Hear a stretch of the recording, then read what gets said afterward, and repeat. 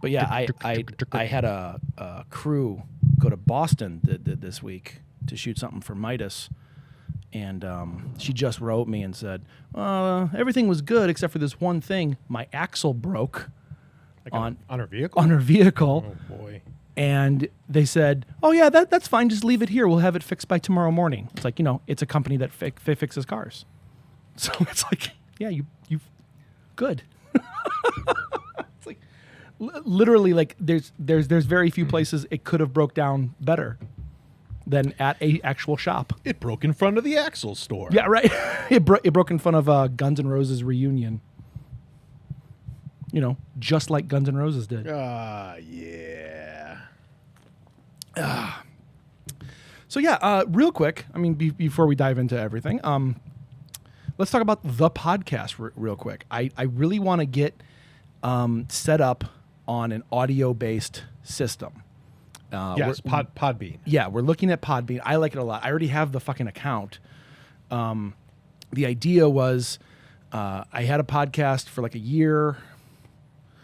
I mean, we can talk about why I stopped. Why did you stop? So I did a show, and I'm still going to. I'm very much like I'm 100% going back to it. I just need to kind of get the balls together to do it.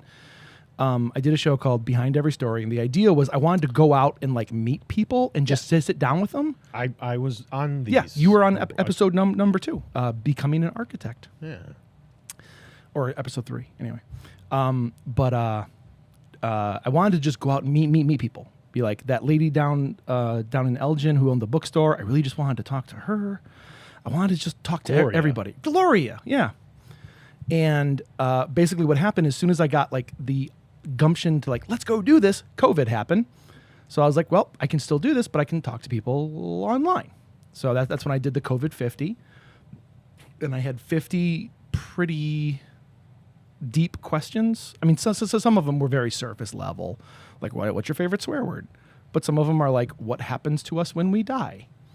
And you just asked this to random strangers you've never met? So basically what I did was I sent out a thing on Facebook and I said, anyone who wants to do this, I will take on as many as people want to do. And I think I got like 18 or 20 people, half of which I didn't really know. Half of the people I knew, I didn't really know them. I knew them through other means or, through other people or stuff like that. I think I only like really knew, like would like hang out maybe with like 2, maybe 3.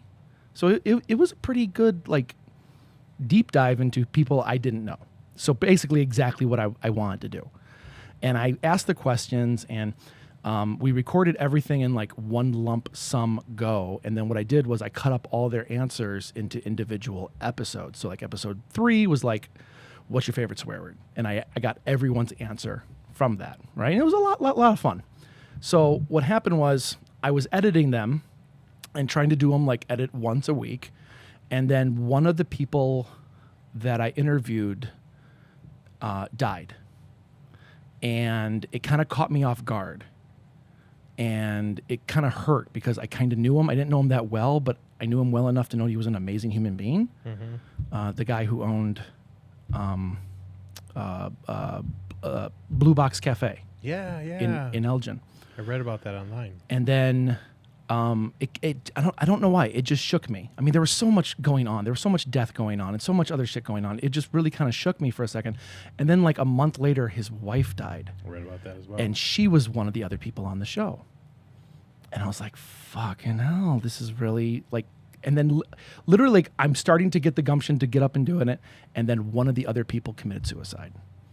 And it was such like a hard little moment of Jesus fucking Christ. What do I do that I've never had the balls to come back and just start up again? I have 5 more episodes to edit of the COVID 50. But what I want to do is I want to sit down here with the microphone and I want to talk through kind of like my journey about why I stopped, why I want to restart it, and then, just fucking do it. Just finish it, because I think it's the right thing to do. I think it's absolutely the right thing to do, because literally there's spoken words of these people who are gone now that I have, and the world has never heard it. Like their families have never heard these words, and I think that's really important, But every time like I really sit down and do it, I don't know. It sounds silly because I don't. Pressure? It's not the pressure. I really just want to. One, I want to do it justice, so maybe a tiny little bit of pressure, but not really. What to me, it's just like, I don't know. Like I don't want to fuck up. I don't want to do something to dissuade who these people were. Were you So were you maybe going to it come is. at this at like kind of something goofy, or No, you're like, if you're playing this serious? I'm not playing anything. Literally, it's if like when I start back up, and I've been having a lot of thought about it lately. I want to go at it a very honest, open, and that's what the show was all about. It was about honesty and openty. Openty. That is a good word. It's not about grammar, John. It's not about educated. Edumacated sandwich. Edumacation. But I just want to do it right. I want to do it justice. And like I opened up, if you guys listen to it, my mother-in-law listened to it. I forgot some of the shit I said on there, but I was real honest about stuff. So I want to do it. I just want to do it right. So that's something I've been thinking a lot about. So that's the podcast that's on the network right now. And what John and I were talking about was putting all of our different podcasts up there. So it would be the Vemodalen. Am I saying that right? That's how I've been saying it. Vemodalen. Vemodalen. Vemodalen? Is it That's- Vemo? Honestly, I don't know the proper punctuation. What is it? It's the fear of that Everything's been said. you are making something that has already been made. Or the one I see online all the time is it's the fear of taking a photograph of something that has already been photographed. I thought it was a really good name. It's beyond beautiful. Because it's like, oh God, this is...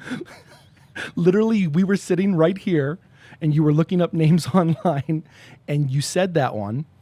We oh God, we were sending things back and forth. we were sending things back and forth. Maybe I just felt like we were like right here. It felt very intimate when we were going over names, and you sent that one, and you sent the description, and I was like, that's exactly how I feel. It's like we're doing this because it's fun, right? Mm-hmm. But like, in the scheme of things, what's the fucking point of getting together once a week, creating this thing that everyone on the planet has already done? How many umpty dozen amount of Right. of fat guys who think that other people want to hear their opinion Yes. are talking right now? Right.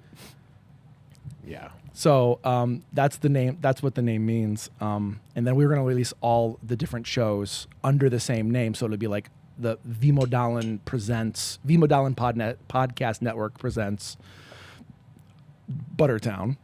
Vemodalen Podcast Network presents Midnight Dropbox.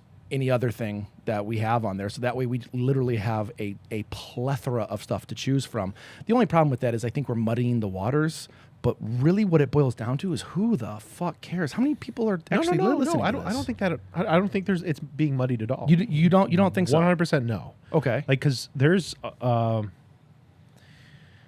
it's like Stitcher's like a network. Yeah. That's really big. I mean, there's a few networks and they just have like a real nice array of random things. Well, those are the best. Yeah, Stitcher is a platform. Is it?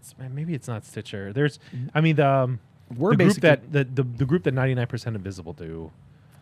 They kind of have it. They're on a network of Okay. other things, and Well- like one show will promote another show to get it off the ground. And But that's not what we're doing though. And yes, that's what the networks do is they come together and they all have their own stream. So if you sign up for 99% Invisible, you're just going to listen to 99% Invisible. unless they put somebody else's show on there, and then I'll listen to it. And there's been other things. Okay, okay. I would listen to other podcasts I mean, that's kind of the goal. if they say like, "Hey, this is Yeah, good, give it right. a try." And I always listen to it, and I have found some really good things. So, I mean, that's kind of the idea is one, we're going to be saving money because we're not making money off this. And it's kind of hard to drop $200 a year per show.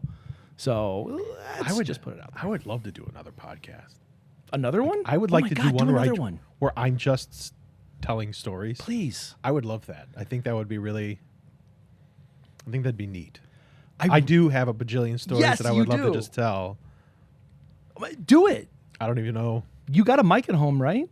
I do. Do you have ability to record?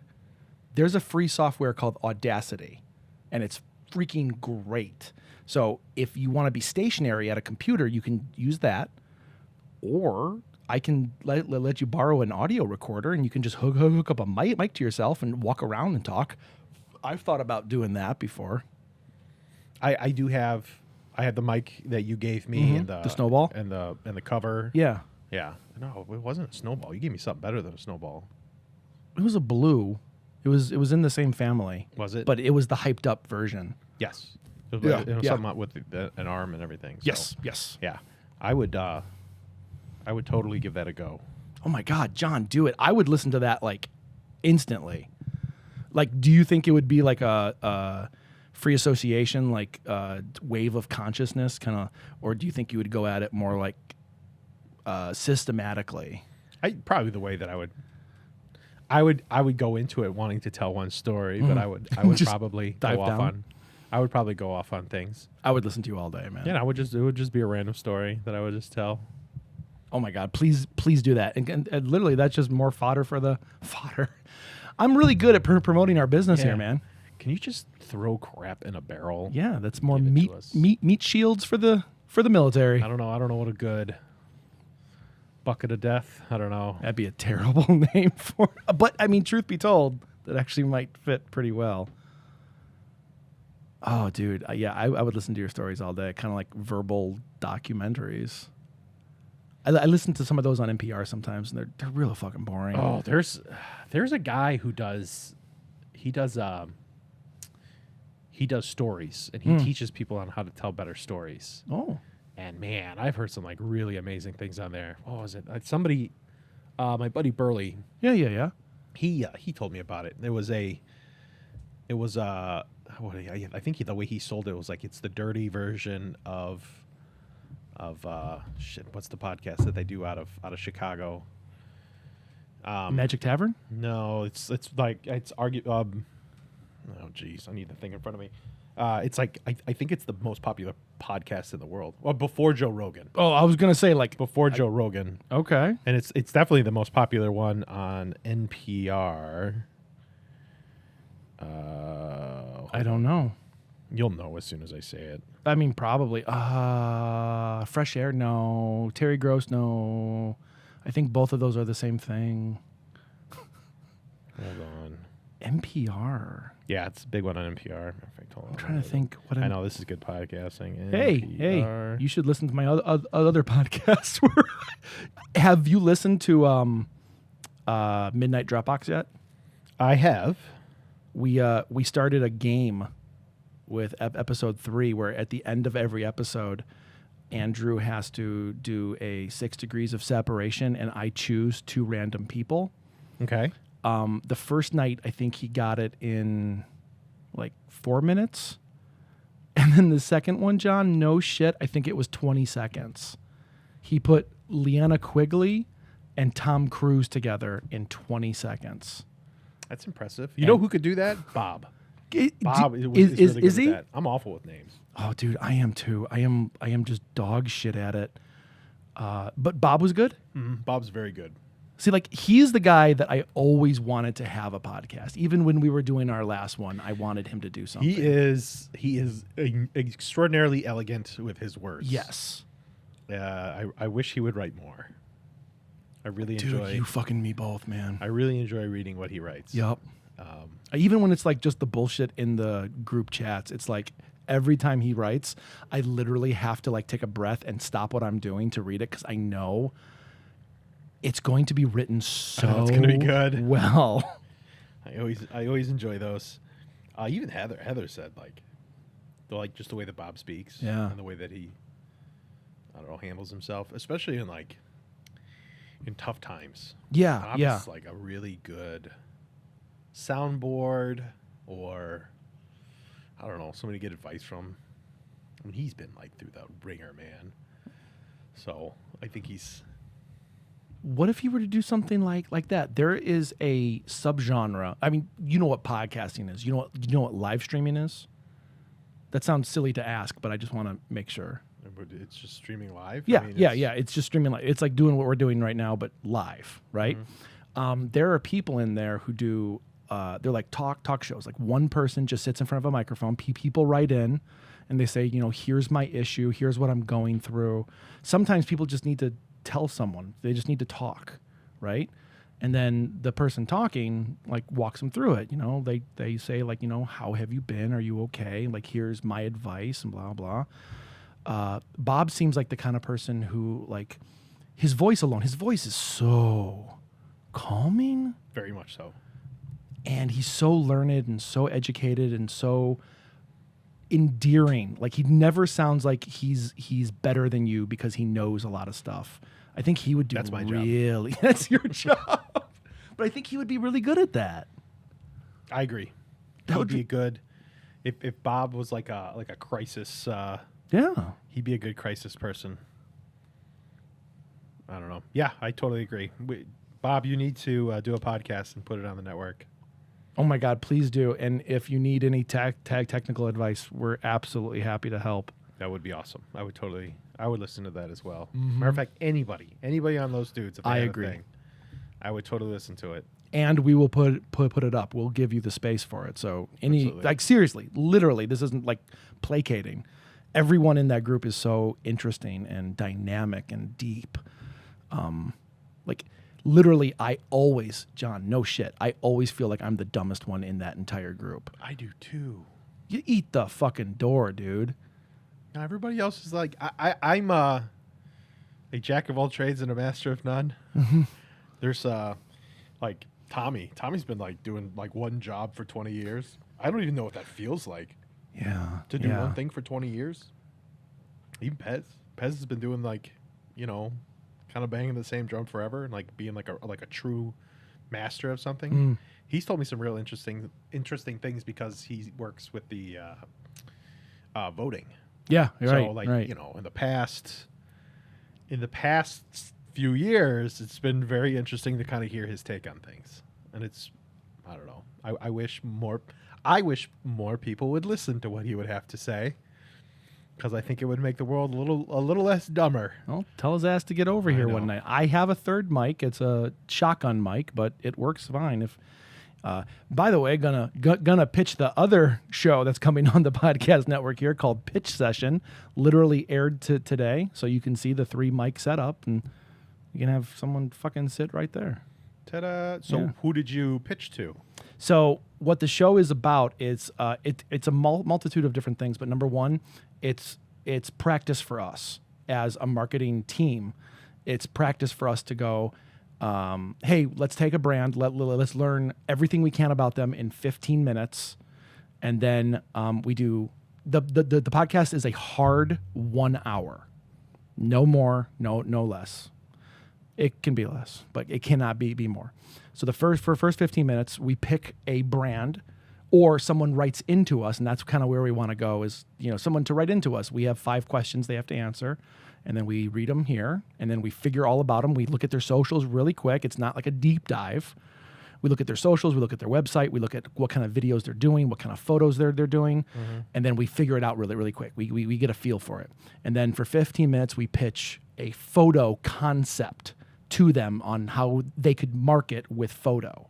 And then we pitch 15 minutes of how we can create video concept for them to market. And then the last 15 minutes is how they can use the photo and video to market their business better. So that's the whole thing. It's practice for us. It's, you know, fun for anyone who's listening. And it's a free little, you know, hour-long marketing thing for anyone who writes in. We're doing, so again, who writes? Does somebody write in and they nominate? you can. So would I be able to nominate? Yeah, you can nominate anyone, but that person has to finish, like, write those 5 questions, or answer those 5 questions. How does one nominate? Talk to them, talk to whoever you're doing, and then just tell them to contact us, and I'll give them the Google Doc. And the Google Doc, you just fill out the Google Doc, and then we'll do it. Interesting. And for the first, I would say the first month or so, we're not going to really have anybody writing in. However, that's a lie. Our next episode is actually someone who is writing in for it. But we were just going to pick people at random, and literally we were at Ghoulish Mortals the other night for Nathan's 21st birthday. That's a great place to turn 21. Fucking was. I love Ghoulish Mortals. It is awesome. Every time I go there, I'm serious. Every time I go there, I am so thankful that they're still around. because I talked to Heather the first time that we ever went into there. You know, they have the same. It's always the same music. I literally hear it in my head. The same music is always pumping out into St. Charles, Illinois, which is like, you know, not the place you would think you would find ghoulish mortals. That makes it all the better. I know. And and also the fact that it's kitty corner from Rocket Fizz and filling station. And filling station. It's just that's a great corner. Yeah, it is. You know, because you can't go to one, you got to go to all three. Yep. Well, I don't go to the filling station as much. That's I more go to the bar scene. the antique shops. There's an antique shop that's just a little bit further. There's a beer making north. place there too that's starting up. Wait, a brewery? Beer making, like you can make your own beer. Is that? Well, there was one there before. That is like the OG home brewers. Yes. And I know the father or the son finally took over. And I think, you know, Fredo's been using them for decades. I mean, a long time. I bought all my root beer making stuff there, which is beer making stuff. Just, you know, it's a neat corner. It's I'm super happy that they're there. They do a lot of fun stuff. I remember right before COVID, they were going to be having like a really cool, like where you can watch movies downstairs. They just started it up. Oh, I was so excited to do that, and then COVID hit. So what are they playing there now? I don't know what the movies they're playing. Can you buy popcorn there? Like, what's the... That I don't know. I've only been in there once after COVID. The last time I was in there before was 2019. My architect brain is like really engaging on all the problems that could happen by having that there. But it's a stupid amount of fun store. But not only is it really awesome. My favorite part about the store itself is it caters to real artists. Oh, yeah. The owner is a husband and wife team, I believe, and they travel around the country to comic book conventions, art conventions, things like that, and they find horror-oriented artists, and they say, hey, if their shit is good enough, do you want to sell it in our store? And then, you know, the artist sends them stuff, they sell it on consignment, and because of that, their catalog, the stuff they have in the store is fucking amazing. And it constantly changes. It constantly. Too. Yeah. That's why you can always go back there. Yes. Because it's not going to be the same old crap. Which is actually what we talk about on the show. Watch Pitch Session. Episode 1, live as of 9 hours ago right now. So, but that's not what we're here. We're not here to plug everything else, even though I will to hell and back, because that's my core of my new business sense is I'm all about marketing, and I just love doing it. But I'm here to talk to you. You have been talking to me. Wait, when? We started approximately 45 minutes ago. Holy shit. No, we haven't. Maybe like 20 or 20 I was going to say, ago. that sounds more right. We were upstairs for a little bit. But I want to dive in to what you brought here because, ladies and gentlemen, I'm just going to describe this that's on the table. There is a very, very handheld, small, travel size map that is probably this is not 18 by 24. Yeah, and when open. Oh, dear God. Hold on. I got to move everything else on the table. Yeah. I thought I got a big enough table. So what I have in front of me is the Canoe Country Fishers maps of the Superior Quetico area. That was a lot of C words. I know, right? 15 maps covering 14,500 square miles of wilderness waterways, plus a historical map of the area. Oh, shit, there's a historical map in here? 14,000 square miles? Oh, I think it's actually way more than that.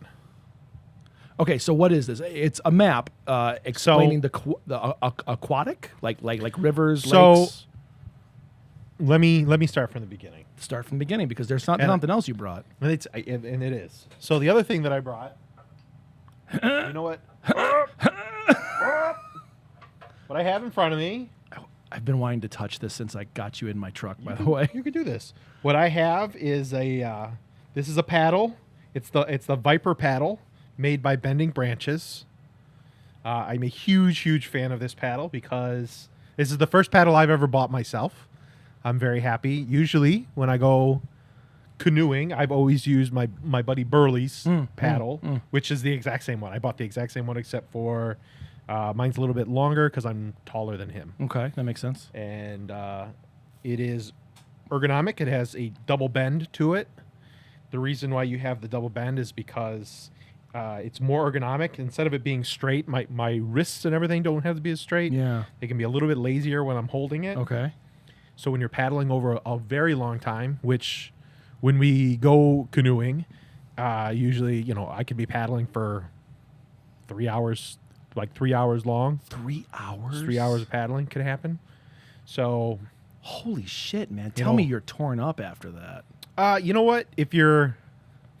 So what I've brought, the reason why I have this, and it's weird, like it kind of occurred to me when I was trying to think, like, what the hell am I going to bring? And I thought, I at first I thought it was kind of weird that, like, having a separate set of friends that, like, none of my friends ever really get to know or see. And a guy who I ended up meeting years ago, like probably 12 years ago, maybe. Is this Burley? This is Burley. Okay. Burley's a really cool dude. I met him on a canoeing trip in Missouri that I got invited to through Fredo. Okay. He's a really cool guy. He's literally a professional camper. He does camping. I have so many questions right now. He runs a camp. In Missouri. Okay. And he a lot of the stuff that he does is for underprivileged kids in the St. Louis area. So he runs a whole camp. It's a huge place. He's one of the people that runs it. And he takes them on treks. He does all these different things at the camp where they have like zip lines, and or maybe not zip lines, but like the ropes courses that they have there. Ropes courses? A ropes course is where you can get elevated up in the air, and they have these courses where you'll have 3 large columns with platforms attached to them, and they'll be maybe 30, 40 feet apart from each other. Like an Ewok village? Kind of like an Ewok village, yeah. Okay. But they'll have different, like, ways you'd have to traverse across these things. Like, sometimes you'll have to climb a rope across. Sometimes you'll have to do something where you'll have to swing and do all these things. And it's all these ways where you're building up confidence. And while you're doing it, you'll have the people you go there with will be belaying you on the ground. That's what I was to make sure that you're not going to fall. And I think at the very end, you have to do, I think the way that their ropes course is set up is they'll have like a ball that'll be 20 feet out in the middle, and you literally have to run and jump to touch this ball, and your group have to belay you to, no kidding, or belay you to make sure that you hit the ground. And it's really cool. But Burley's an incredibly interesting guy. I got to meet him 12 years ago. He got me started paddling on river things when I was living in Southern Illinois. But I want to say, I think 10 years ago, I went on my first trip to a place called the Boundary Waters. Yep. Boundary Waters is it's in northern Minnesota. It's kind of the gateway to it is Ely, Minnesota. It's right on the border in between Canada, and on the other side of it is Quetico, which is what part of the maps that I brought are the Quetico area, and it's a place where you are only allowed to canoe from place to place. There's thousands and thousands of lakes there. Multiple entries. There's no roads are not allowed. Bicycles are not allowed. Planes are not allowed to fly overhead unless it's at a certain height. For real? Yeah. You can't get, the only way to traverse this place is with a paddle, And like by the one that I foot. have in my hand, or there's a couple trails that you can walk through. A couple. Holy shit. But really, you could loop for a 50-mile loop and only see 1% of all of it. It's millions of acres. I didn't know it was It's that huge, big. and that's just the U.S. side. The Quetico side is twice as large, and that's on the Canadian side. So literally, I mean, this is getting into politics, stupid nonsense, but you could cross the country. You could go over the border and You can, and I have. Yeah. So As a matter of fact, it's called Prairie Portage is the place that we went to before. My doppelganger. There is a Canadian man who looks just like me. I shit you not. I remember looking at it, I was like, holy crap, that was like a skinny version of me with a Canadian accent. Yeah, you can. Was he nice? Yeah, he was incredibly nice. I fucking love Canada, dude. I do too. I would move to Canada in a heartbeat if I had the money. Yeah, and I remember thinking like, wow, anybody can get through. Well, it's a little difficult. The way that we did it that time is I'll walk you through the process of like what a trip is like to go to. In this case, it'll be Quetico. Okay. So first off, for Quetico, unlike Boundary Waters, for Boundary Waters, you have to, almost in the way that you get a deer permit, you have to apply for a permit, and there's only so many people are allowed to leave through certain areas. You can't just go in. Oh. There's entry points, and only so many people can go in through every entry point every day. So like some of like the more lucrative weekends, like a Memorial Day weekend or something like that, they're really hard to get, right? So but on the Quetico side, they don't have that. You can kind of go as many as you want in a day, but the place is ginormous, so it doesn't really affect it as much. There's a lot of prep that you have to do as far as making sure you're going to have your food. And in my case, Burley is like a master chef. He makes everything by hand. He'll go out and like pick morel mushrooms in Southern Illinois, and this is like his favorite part about this. He'll cook everything. Everything is done by him.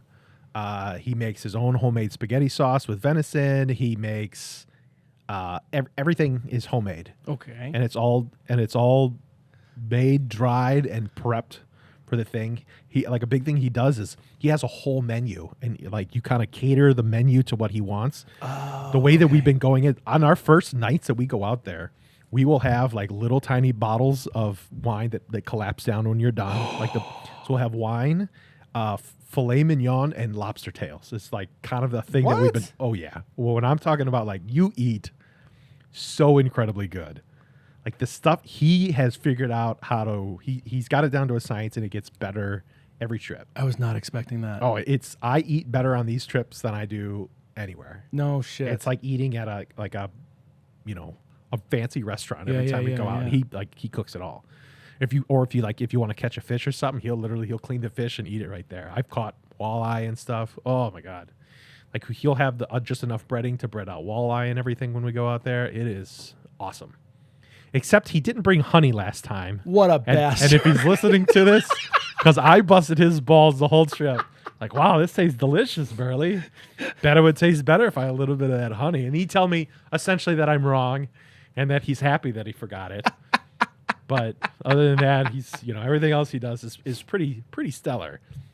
But all the food has to be prepped. You got to have all your gear prepped. You need portage boots.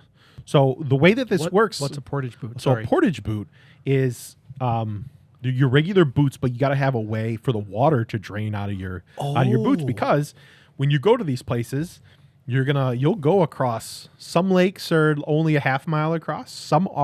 There's some lakes there, like Loch LaCroix, that's right on the border. You could paddle for days and not touch the ground.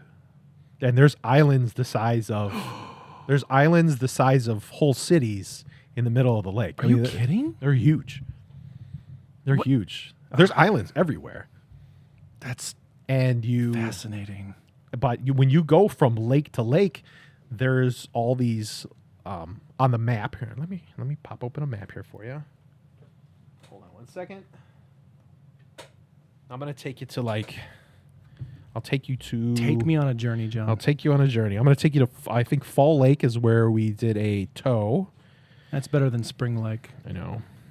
So this is like the overall, and you can see this is the U.S. border. This is all of Quetico. I think that's 4 million square miles, I think. Wait. I'm sorry, 4 million? Yeah, all up here.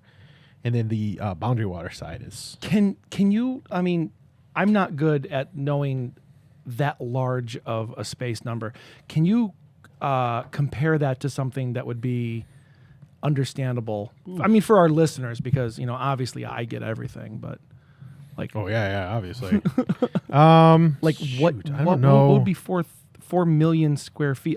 I struggled to know a 2,000 square feet house. I'm trying to see if I can kind of show it to you on a map of like the Chicagoland area. Okay, Versus, I mean that would help a lot. Okay, so Chicago, Illinois, if you look at it on a map, is... So this would be the size of the Chicagoland area. Yeah, Right now, right. I'm showing Jay kind of a Google map of an area. So what I'm going to do is I'm going to move it up north to give him an idea of how big this is, and kind of give him an idea of how far you have to drive to go all the way up here too. So hold on, let me...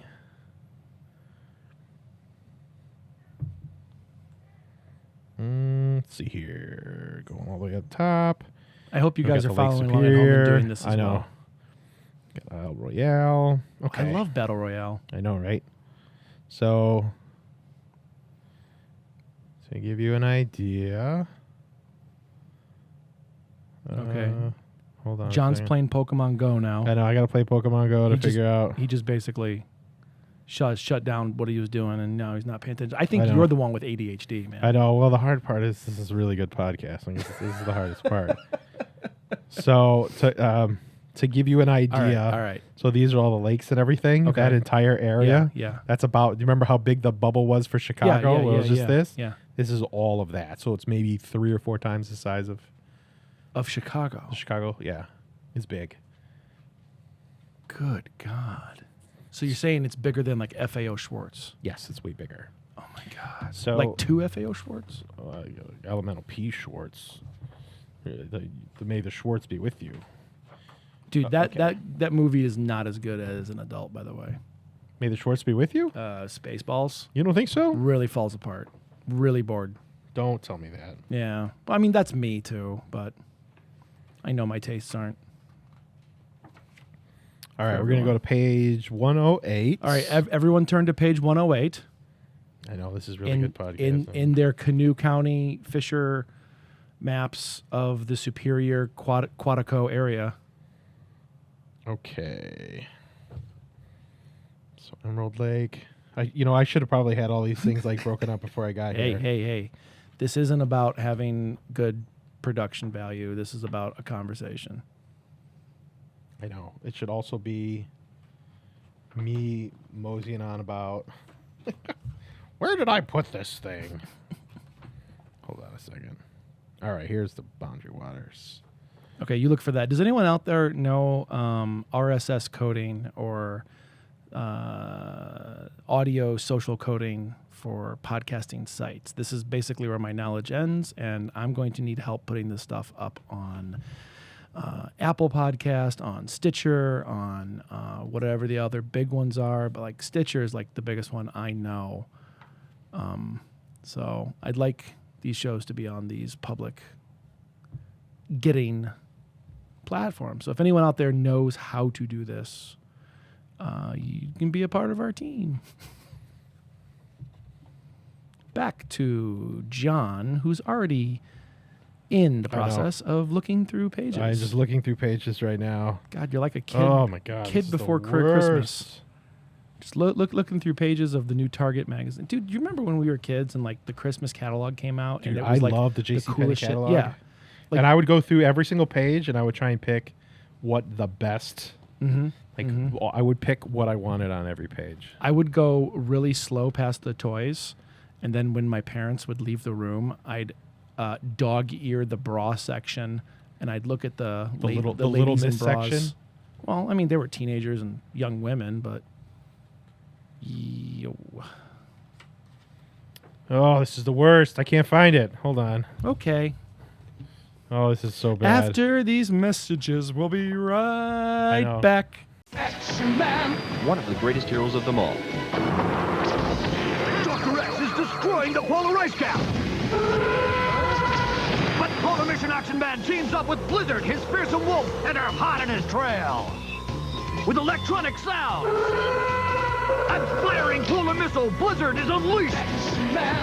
One of the greatest heroes of them all. And runs X down. Chill out, X. New Action Man Polar Mission and Blizzard. Dr. X sold separately. Okay, I found it. Okay. So it's not Fall Lake. It's Moose Lake. Oh. So to give you an idea, so this is where the roads are. Mm-hmm. There's only very particular parts where you can actually drive. Oh, so wait, you can. the black ones are the roads? Yeah. So those are the roads. Everything that you have over here, this is all just part of the park. This is just one small part of the park. Okay, wait. Before we go on, because I kind of want to explain this to people who don't see this map.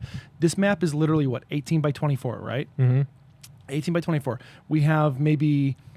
And to give you an idea, 1 inch, maybe this right here, yeah. that's 3 miles. Okay. Oh, good God. Okay, so we're looking at like 1, 3, 6, 9, 12. So it's about 15. 6 miles per box. Oh, there's boxes. That makes sense. All right, so Okay. 6, 12. Okay, so anyway, if this whole thing, if one page is 100%, you're probably looking at what, like 4% of actual area is road. And that's Barely. That's extremely high Barely. guessing. Yeah. So you're looking at just the stuff that's outside the boundary water. So this is ridiculous how small it is. Yeah. So this is everywhere that you see here is the boundary waters. Okay. Everywhere here, this is the Canadian Is that border. Canada? Yeah. Okay.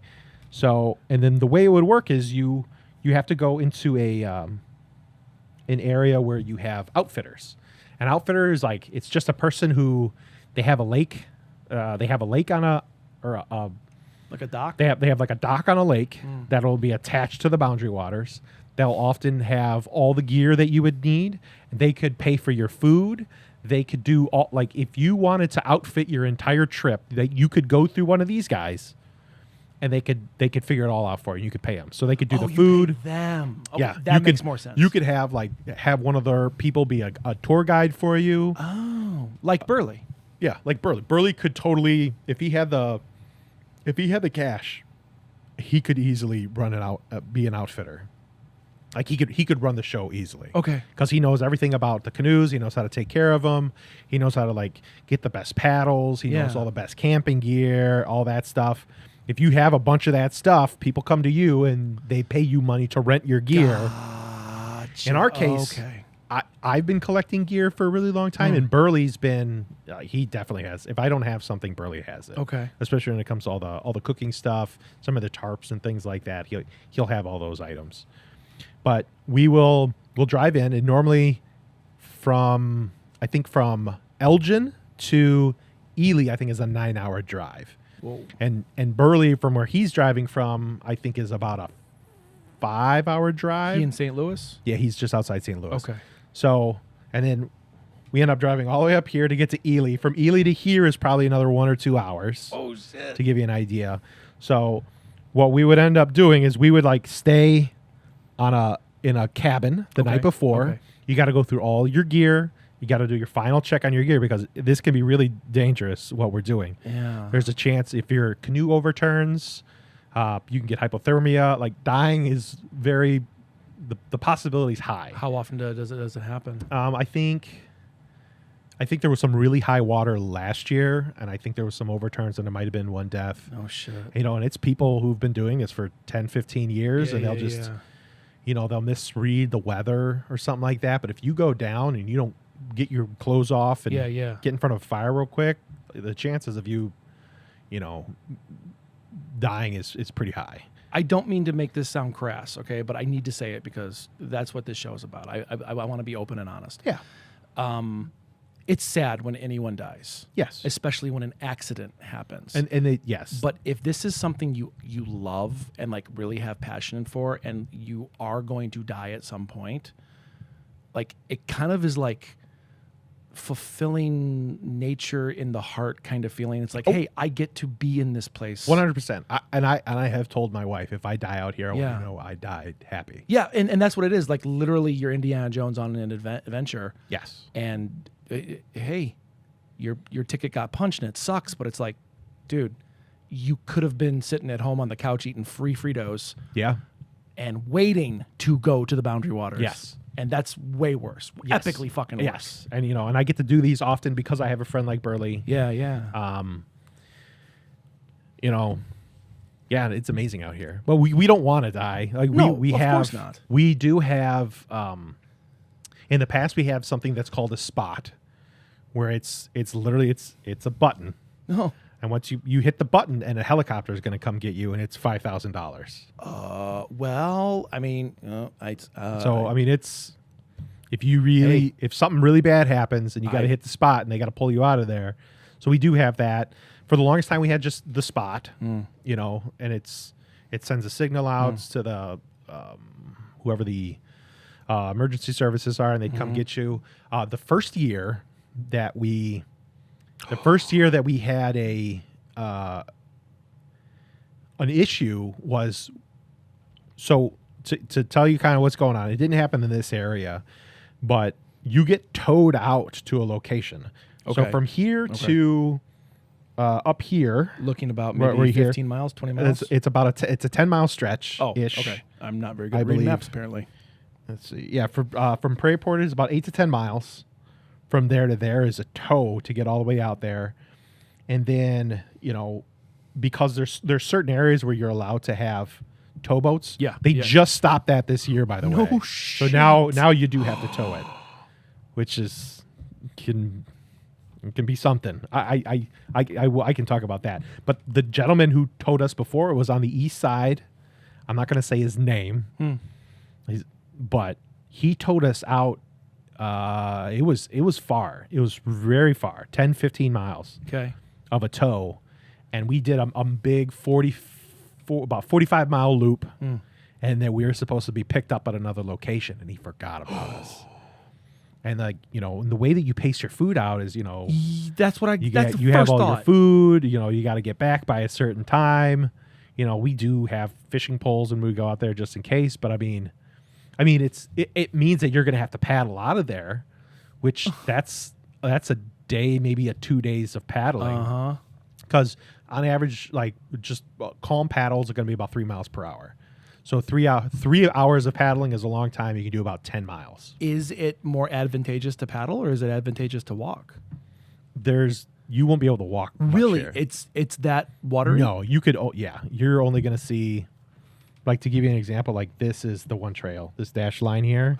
Oh, that's it. one So thing. it'd be impossible for you to No get from there to there. shit. Impossible. Oh my God, that's even more terrifying to Yeah, me. it's impossible to walk out of here. You have to paddle out. And he left us, and that year was the first year that we had a text. We had a text, satellite text, and he had to text his wife to have her call the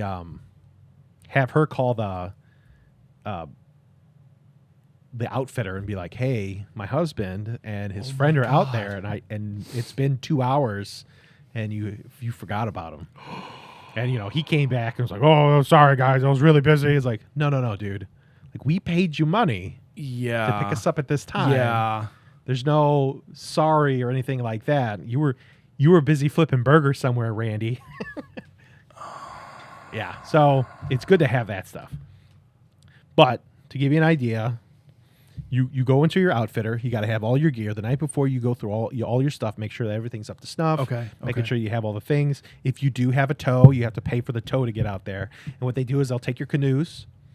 We'll rent the canoes instead of having them because it's easier. While we do have the canoes, You don't want to bring them all that way, do you? you can.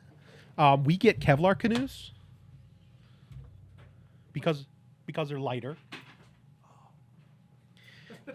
And to kind of give you an idea, I know we're sitting there, we're both stretching. No, and moving I'm around. trying to I got fucking tripped up on the goddamn rug under here because I wanted it to sound better in here. But I love my first thought was Kevlar canoes because of all the bullets flying your way. Yeah. Oh yeah. No, you get them because they're lighter. You buried the lead deep. Yeah. The Kevlar is lighter. Okay. How much more expensive are they? Price wise, they could be 2 to 3 times more expensive. That makes sense. But they're great to use. They're super light. The reason why you're gonna want a light canoe out here is, if you look, there are the portages.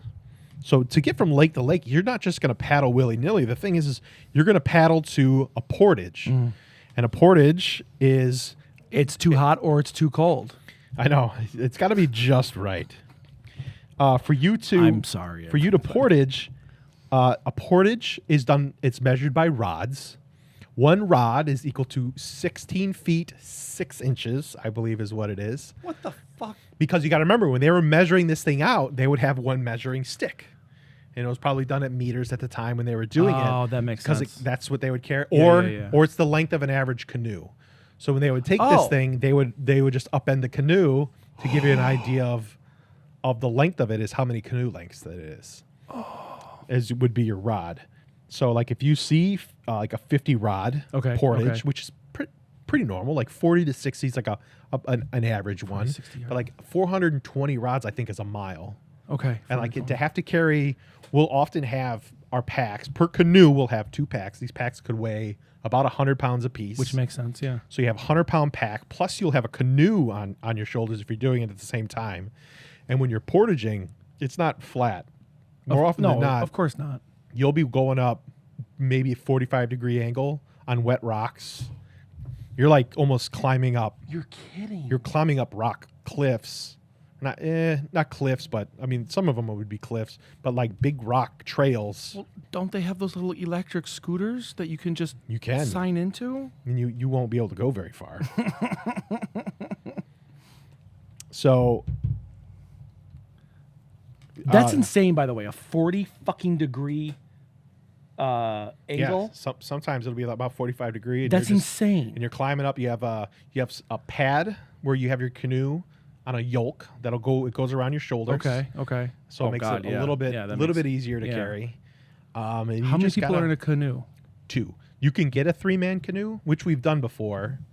And it's a longer canoe. That makes sense. I think we normally will go with like a 16 to 17 foot canoe is what we normally go with. A rod? Yeah. But if you have the extra person, like then it'll be about 18 feet. So you have enough. Yeah. And they'll sit in the middle and on the bottom, because you have to lower your center of gravity as much as possible. And when you pack all your packs, the way it works is you'll take all your gear, and if it works out right, your gear goes in a stuff sack. And a stuff sack is it'll be a tiny little bag, and it's exactly what it is. You'll take something and stuff it in as tight as you can get it, and you'll have a zip line that'll tighten that up. To keep it dry? Take your, no.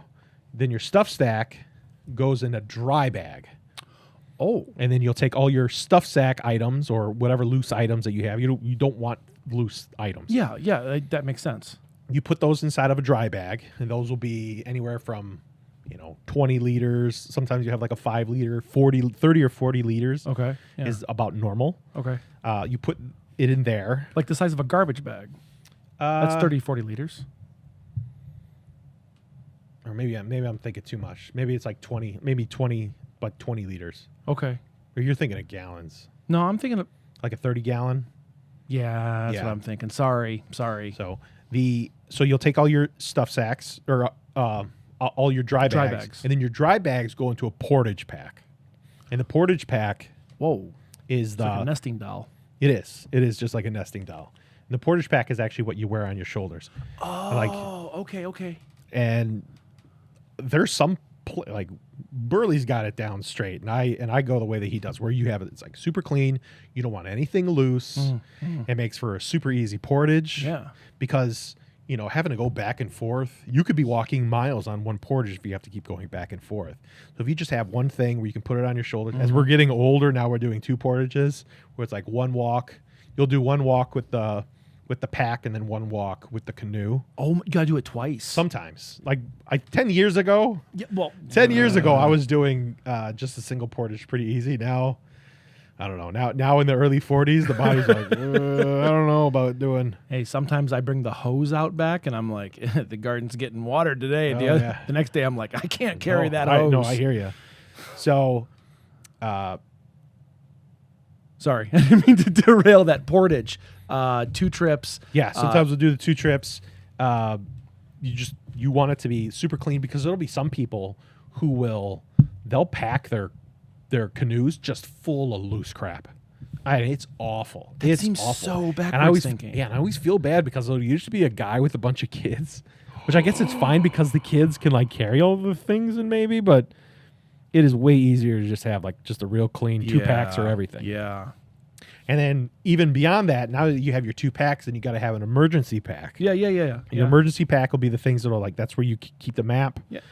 Where you keep like some cooking things, Mm-hmm. any of the emergency gear, anything to like do like a rescue on another canoe, all the stuff that we use for that will be that's our like kind of our bug out bag is always the red bag that we pack on top. I'm not going to compare this to doing weddings, to filming wedding days, but literally everything you're talking about is like comparable to filming a wedding day. Just like packing everything to make sure you're... Well, the packs, the walking, the going back and forth. Sometimes you gotta make multiple trips. It's like the time it takes to do one thing to the next, like the exhaustion. Like it's ridiculous. Like one day I would love to do an episode about like what it really goes into doing a wedding day, and literally how physically, mentally, and emotionally exhausting it is. But we don't leave the wedding day going, that was a fun journey. And granted, I understand. I also get to stand next to a buffet in air conditioning sometimes. It's always helpful. I mean, if you're going out with Burley, you're going to be able to eat pretty good. Yeah. Okay. Yeah. But when we... Sorry, I didn't mean to... I just kept like thinking about that. When we set these things up, we'll have to ahead of time kind of figure out our route. Yeah. You know, so when you'll pick an entry point, and then you got to figure out all the different types of routes that you could do. We've kind of figured about like 45 miles is a good amount. It's always best, and we always feel to just do a loop, so you're not going to the same place. Yeah, it makes sense. So there's mapping software that I use. Paddle Planner. I used to do it all in Google Earth, because everything that I've done. Oh, with SketchUp and everything else. Well, and, yeah.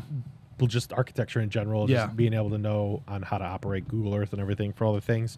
I felt pretty comfortable doing that, and I think what I do with Google Earth is way more accurate. But than the other app that I use, or it's a website. It's called Paddle Planner, which is really good because you can kind of get a really good idea of all the different routes in between, but just by clicking from lake to lake. Oh. So it's fast, but as far as like an accurate distance, I'm not a huge fan of that. Okay. I think like doing the overall. So, you know, and then when you go, like I said, we'll do 10 miles a day is a pretty good amount, and then we'll have down days.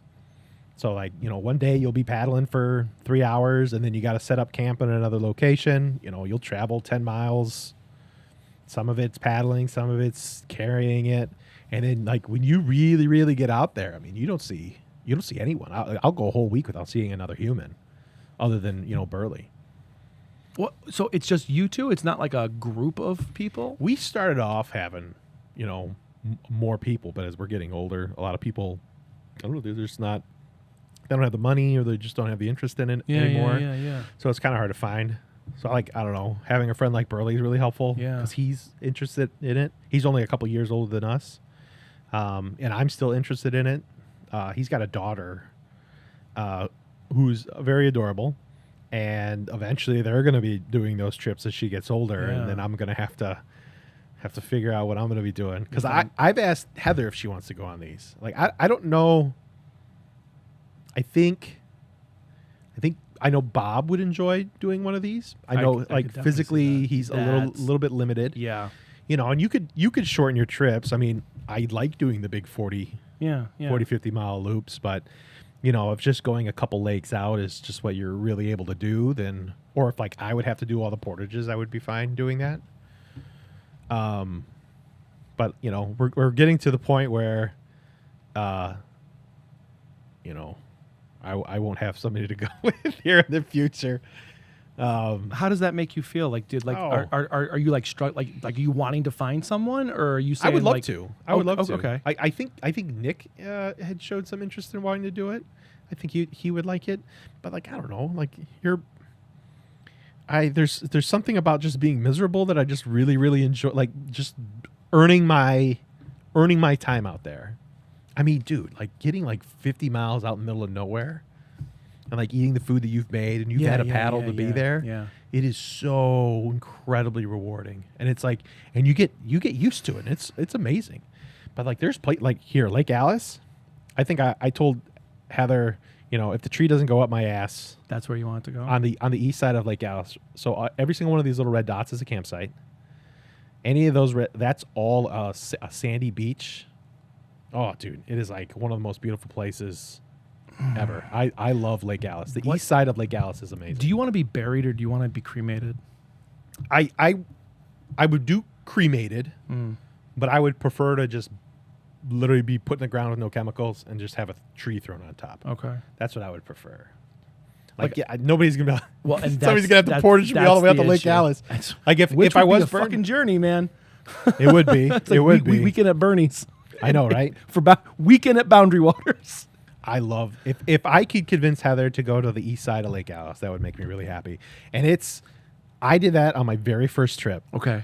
And it's hard, fucking hard to get out there. If you can see, that is, see how the distance in between these? So that is a big ass loop to make it all the way to Lake Alice. Yeah. Because the first place we went into was Snowbank, which is over here. This is a huge bowl. And the waves, my baptism into the Boundary Waters was Snowbank on a very windy day that we now knowing what I know, we probably shouldn't have gone in. We probably should have waited. Okay. Because there was times those whitecaps were so high, I would put my paddle down into the ground and it would just swing at air because we were. You're kidding. We would be. You could get 1 to 3 foot waves in lakes like Snowbank, where these larger lakes, where you'll be hitting some pretty big waves, and you dunk out there, you're really in trouble. Because you're in the middle of fucking nowhere. There's not there. That's a big water area. Yeah. So we ended up coming in over here. We wanted to traverse the whole way across, which is up about 3-4 miles, but we ended up going through. We ended up going through Parent Lake here. Ended up traversing through to here. Kind of made our way through here, down. I know this is all great. No, Thomas Lake, Lake Insula, all the way to Lake Alice, and there are petroglyphs all over the place. What's here. a petroglyph? There's Native Americans thousands of years ago would go on these cliff faces, and some of these cliffs are 40, 50, 60 feet tall, and when they were on their boat, they took some sort of red ochre, and they would paint moose or people in canoes. No shit. That have been there for hundreds, thousands of years that you can see. I know on Lake Alice, there's on this little elbow down here. I think that was the first petroglyphs that I've ever seen. But some of the really nice petroglyphs they have up in Canada, really, really nice. Now, this is all on the Boundary Water side. If you go to Quetico, in Quetico, yep, in Quetico, they don't have marked portages, so you have to be a little bit better at knowing. So you just have to know. Yeah, you have to be a little bit better at knowing on how to get from place to place. And it's a lot harder to get out here. There's a couple locations out here where they'll fly you in. You can get a plane to land you in the middle of a lake here. To get you just a little bit further out, and you can kind of paddle your way back. But, right now we went to the Boundary Waters for several years. We've gone to Quetico. I think we're going to be doing Quetico again this year. When do you go? What time of year? Usually we go in May. You want to go before the flies start getting bad. Yeah. We went in late May once when the flies just hatched, and it could be so bad that if you don't have a bug screen over your head at all times, when you go to eat, you have to lift your screen up real quick, shove it in real quick, and then close it, or you're gonna just have like a dozen flies fly into your mouth. I mean, it's a great thing you've had practice. Just I know. Quickly shoving food in I your know. mouth. Yeah. It also doesn't help that there's a thing underneath my nose that's a sewer, or it just attracts flies anyway. That's crazy disgusting. Yeah, it can be. It is maddening. So if you can't stop at a location that's got a nice little breeze through there, if it's buggy, it can be pretty bad. Yeah. So you're gonna have bugs all the way until about like 7 p.m. at night. When the sun starts to go down and the breeze comes in, and the breeze is just hard enough to keep the bugs away, then you're okay. But all the other times, Good God, dude. it can be pretty rough. Oh, and the bites. Oh, Yeah. man. That one time, I had some exposed skin. I probably had on my hands a couple thousand bites per hand. Oh my God. It was, my hands look pretty Holy mangled. shit, dude. What are they called? Deer flies? The ones that actually take chunks out? Are they up there? I mean, these are biting flies. They don't really, I wouldn't say they take chunks out, but I mean, it hurts.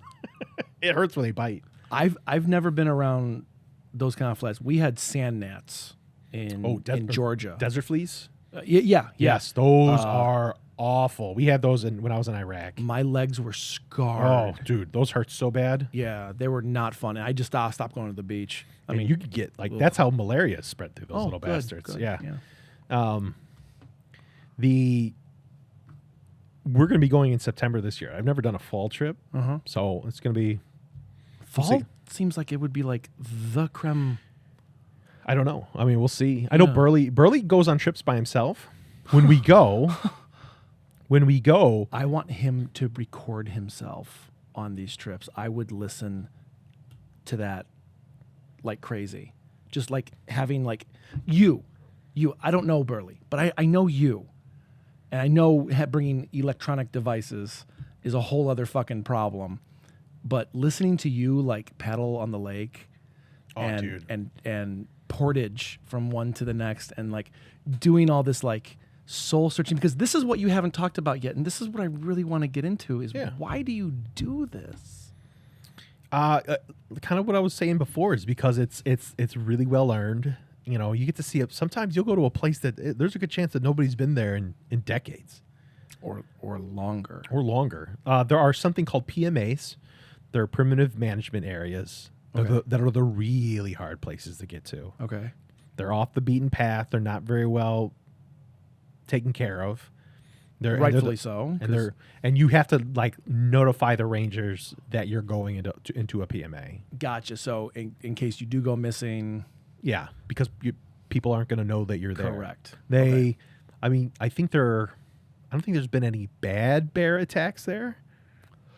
Oh, okay, we haven't even gotten into that part yet. I kind of want to like chapterize this because I want to hear like the beautiful stories, because you haven't gotten into like camping or like the soul searching aspects or like the like these kind of like beautiful moments that but we also haven't gotten into bears. Yeah, there are bears. What the fuck? Yeah. What other kind of animals are there?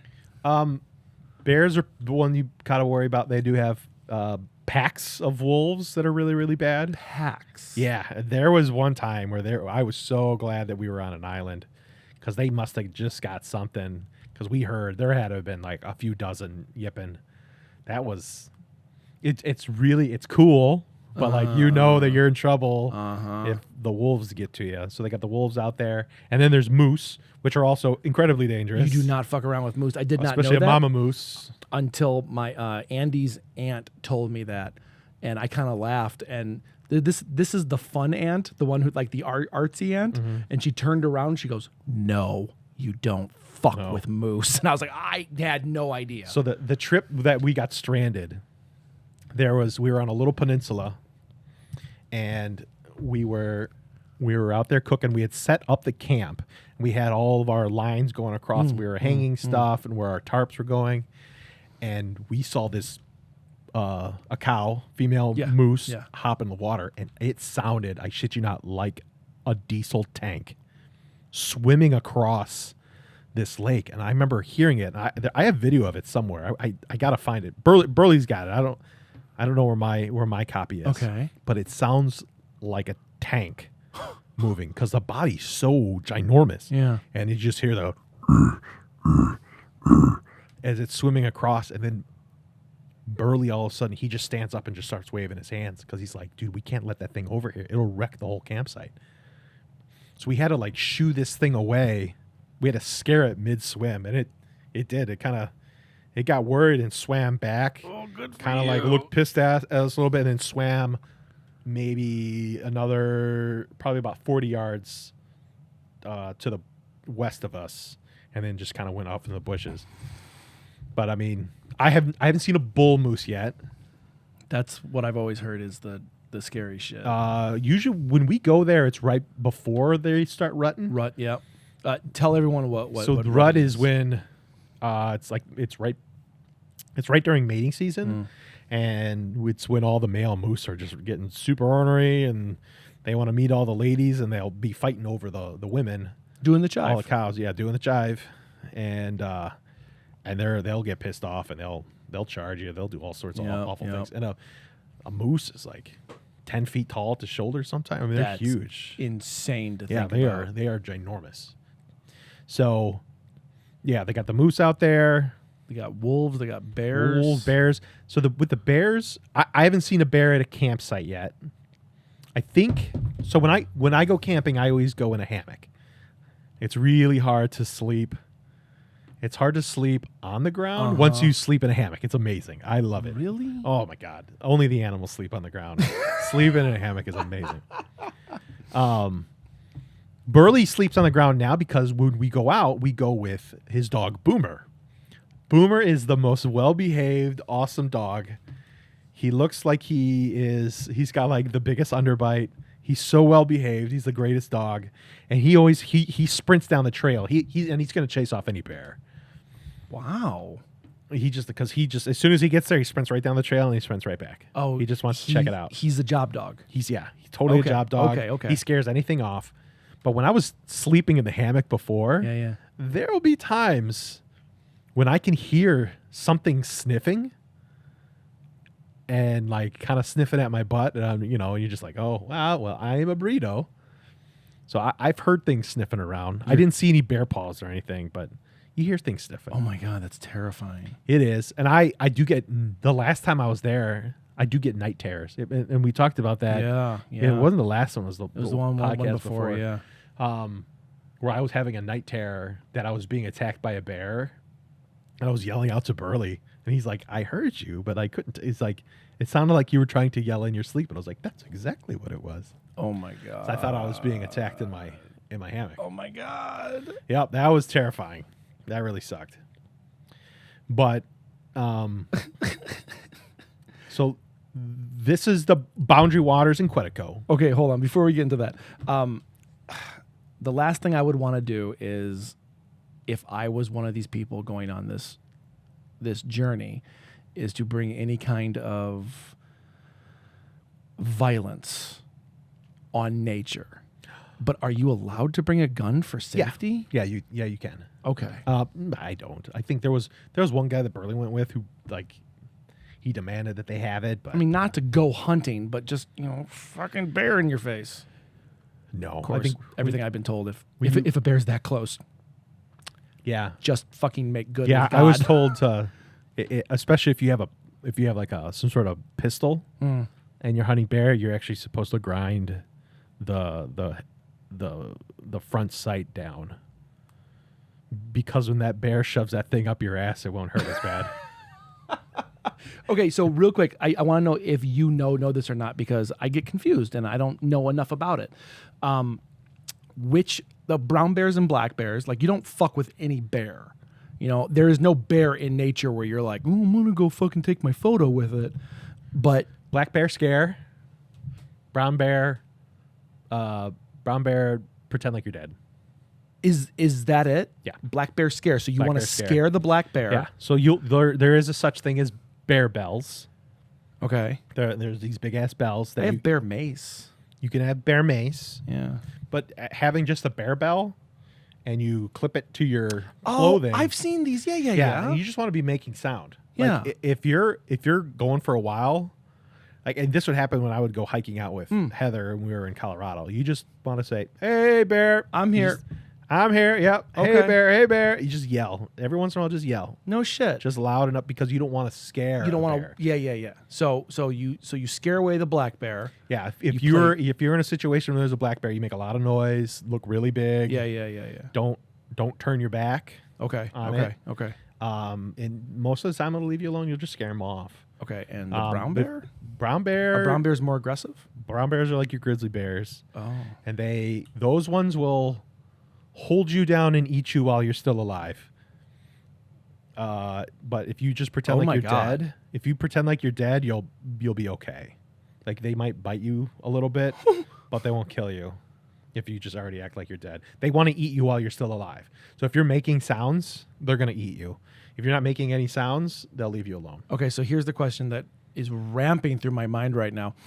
Is the coloring of the fur visible enough to distinguish between the two? Or is it like, no, it's kind of blackish brown, maybe No, brownish like, black? Black bears are like Straight up black? They're pretty black. They're dark. Okay.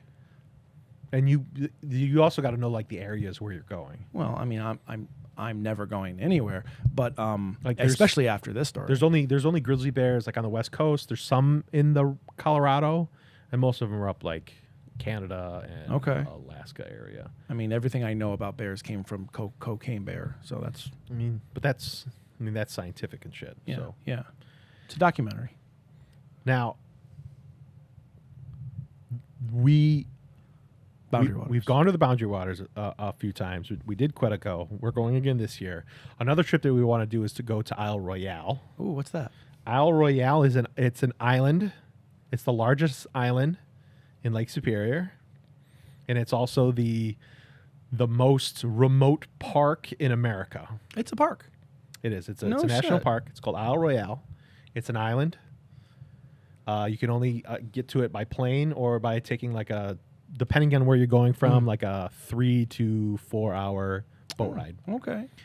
There's no cars on the island. I like that. That's cool. And it's approximately 50 miles long by like 5 miles wide. Wow. And we want to eventually paddle that. We want to circumnavigate it, but I think we're actually going to go through the interior. Okay. Those portages are going to be like a mile. Those are going to be pretty rough. But there's in Lake Superior, you have Isle Royale. Inside Isle Royale, there is Lake Siskowick. No shit. Is there an island inside Lake And Siskowick? inside Lake Siskowick is Ryan Island. Get the fuck Ryan out. Island is the largest island and the largest lake and the largest island and the largest lake in the world. Which sounds like the best hip hop song ever. If you don't break that down by the end of the episode, That's I'm right. going to be pissed. That's right. So we do want to eventually, we're going to try and make our way to Ryan Island. Okay. Getting there is very difficult. No shit. I don't know. We're hoping it's going to be next year for Okay. Ryan Island. Okay. But then eventually we're looking to other places. There is another place that's several hours north of even Quetico Okay. called Wabakimi, which it might be somewhere we're going to go. Wabakimi, you can only fly in, or there's a train that passes through and they just stop the train and you get off No shit. Like a hobo. like a hobo. That's awesome. That's Wabakimi. And I think Wabakimi. with Wabakimi, and you're flying in like native like okay. indigenous lands. Yeah, you're right. Out there, like I'm kind of on the fence for how much I like it, because there they don't have as many rules as here. Like you can't have motorboats here. You can't have you can't build anything here. You can't have Which is all this stuff. amazing. And the Native American lands, they can, or native in the Indigenous? the indigenous lands in Canada. They're building these massive resorts in the middle of nowhere, and then you can fly to these massive resorts. Which I kind of I don't like that as much. But it's not our land. It's not. And I know it's not our land, but I mean it's like if you flew me out there and like left me, like that would be cool. But like You've been saying that for years. That like that is like your dream vacation is to be flown out into the middle of nowhere and you got to paddle for back. 2 weeks, and then make your way back. Like, and I think that's kind of what we're going to work with Wabakimi. You got to drive all the way up to Wabakimi. They don't have as many outfitters there. That place is a lot newer. There's a thing called Canoeacopia. Yeah, I know, right? And it's like a big canoeing convention, like water sports convention. no shit. And they'll have people there that are kind of talking about that they'll either be selling like their fishing lure, or they'll be selling their particular like canoe seat or their canoe or their kayak, all sorts of stuff like that. They had Wabakimi will be there, and we were just there recently. And I did buy their map. They don't have as many maps. That's cool. It's a little bit further out there. That's really cool. And with that one, they'll literally fly us out in the middle of nowhere, and we have to canoe our way back to a train. And you got to time it right to make sure that the train is going east instead of west. So you got to hit it at a certain amount of time, or you're SOL. You're SOL. And then we take how our long train between train back and forths? I have to look into that. I mean, is it like a day, a week? Probably it could be a day. Okay. Yeah, Okay. Nothing too bad. I think I gotta look into it. You should. I haven't looked into that one enough, but that's kind of like what I enjoy doing. I mean, this is again like there's like you have your groups of friends, and some friends are into film, and some friends are into this and that, and I have a friend named Burley, and this is a thing that I do sometimes. All right. I've been writing questions down because I didn't want to forget them through this thing. Tell me about one of your favorite memories from doing this. I think Lake Alice has got to be like one of my favorite memories there. How come? It was gorgeous. It was super gorgeous. Oh, and because the whole week we were so miserable. Oh, we were so miserable. Okay. That's I think we ended up calling that trip the Nothing But Blue Skies trip. Because you gotta, I mean, when we went out there, we went into a burn area. So what's a burn? Oh. So there was like 100,000 acres or so just burned. It was a huge area from. No shit. Let's see. I think this whole area right here. I'm kind of pointing to. It's like a 6 mile by 6 mile area was completely burned, like charred. When we showed up, it was. Still, oh my god. Still smoldering. And I've been through places like that. It is haunting. It's surreal. It's surreal. I've never transversed the landscape. I paddled through it. I've driven through it. Matter of fact, we had a camp. Actually, we camped right here. We called that one Camp Soggy Bottom. When we went through there, it was just absolutely miserable raining. But the funny part of it was that because the burn happened, there ended up being. And it was super dry before. They got no rain for the longest time. And the burn ended up happening. And when you go out on your permit, it says that you can't have a fire. So we went out, but it poured. Yeah. Every day. And you can't have a fire. You can cook with a tiny little. Well, like a sterno? Like you can cook with like a little campfire cooker. Or like, just a. No shit. With fuel, like a little fuel cooker. Yeah, a sterno. Yeah. But having a big fire you're not supposed to do. Okay. So it was cold, it was miserable. I just remember like staring at the clouds on the horizon and just hoping to see like a poke of some blue sky. And the one day where we got it was one of our down days, and it was we named it Camp Awesome. Camp Awesome is on the east side of Lake Alice. And for about half a day it was gorgeous blue skies, super clear. Yeah. I was told it was the greatest meteor shower ever seen. My ass was sticking out of a tent because I was changing out my underwear. I just heard like the group of guys I was with went, "Oh wow, it's amazing!" And I turned around and I kind of saw like the latter end of a shooting star. It was supposedly like the greatest thing ever. So that was really awesome. I really love Camp Awesome. Okay.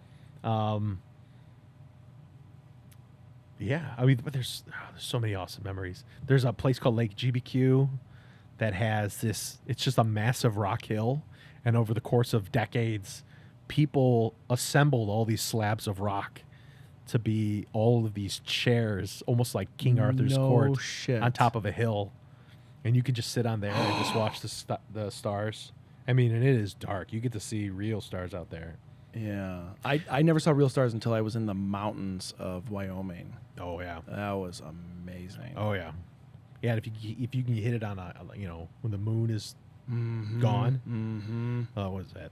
Not a new moon, but it's a new moon. New moon is dark. Is nothing. Yeah. Yeah. So, yeah, if you can time it right, I think this year we're going out. It's going to be on new moon. Oh my god. Usually we go when it's dark. Other than the first one, I don't think there was a new moon on that one, but yeah. There is a. Sorry, I'm yawning. There is a quote from Max Brooks' World War Z, where they said, "You forget how bright the night is with the lack of electricity. And like I never understood that. Like you think you know until you're actually like out in one of those places where it's like, oh, I mean the stars are bright enough.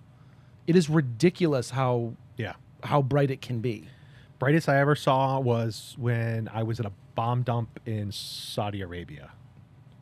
That was, you could see the milk of the Milky Way out there.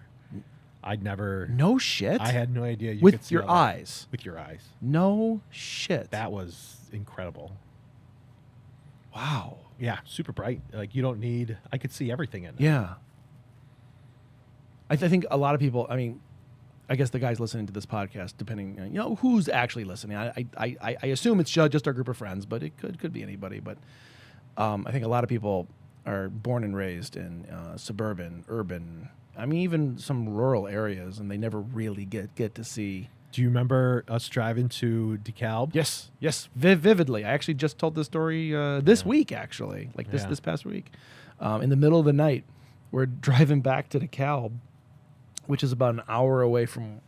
We went home for a weekend, I guess. I don't remember anything about that, but we're driving back on the middle of DeKalb, middle of the fucking highway, and we pull over. It wasn't even highway; it was Route 38. It was okay. Well, Highway 38, but but okay, it's a 1-lane highway. Okay. We pull over to the side of the road because we're flabbergasted at the amount of stars we could see. It was just west of Route 47. It was which is now completely full of homes. Which is it's all fucking stores and shit out there right now. And as soon as like we're outside just enjoying this moment in our lives, and a fucking cop. Well, it was crazy that turns on his I remember cherries. you had stopped and you're like, dude, stop, and because you were, I guess, looking outside when I was driving. Yeah.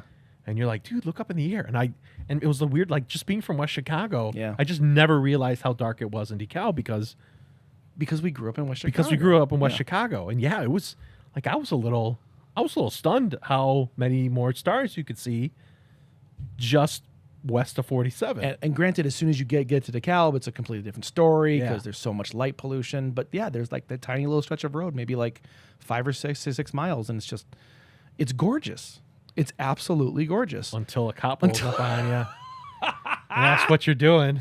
And then he like, I didn't know if he thought we were high or, I mean, looking back on it, I can see a bunch of different things. Like as a kid, I was like, why are you stopping me? I'm literally enjoying the planet Earth, and then you're fucking bored ass living in whatever town that is. It's just, I don't know. I just remember like it was so kind of awe-inspiring to be like, wow, like we are so tiny in this world. Nope, there's a fucking asshole pulling us over. Nope. Yeah. What you boys doing? Looking at the stars. They ain't got no scars where you come from. That was his line.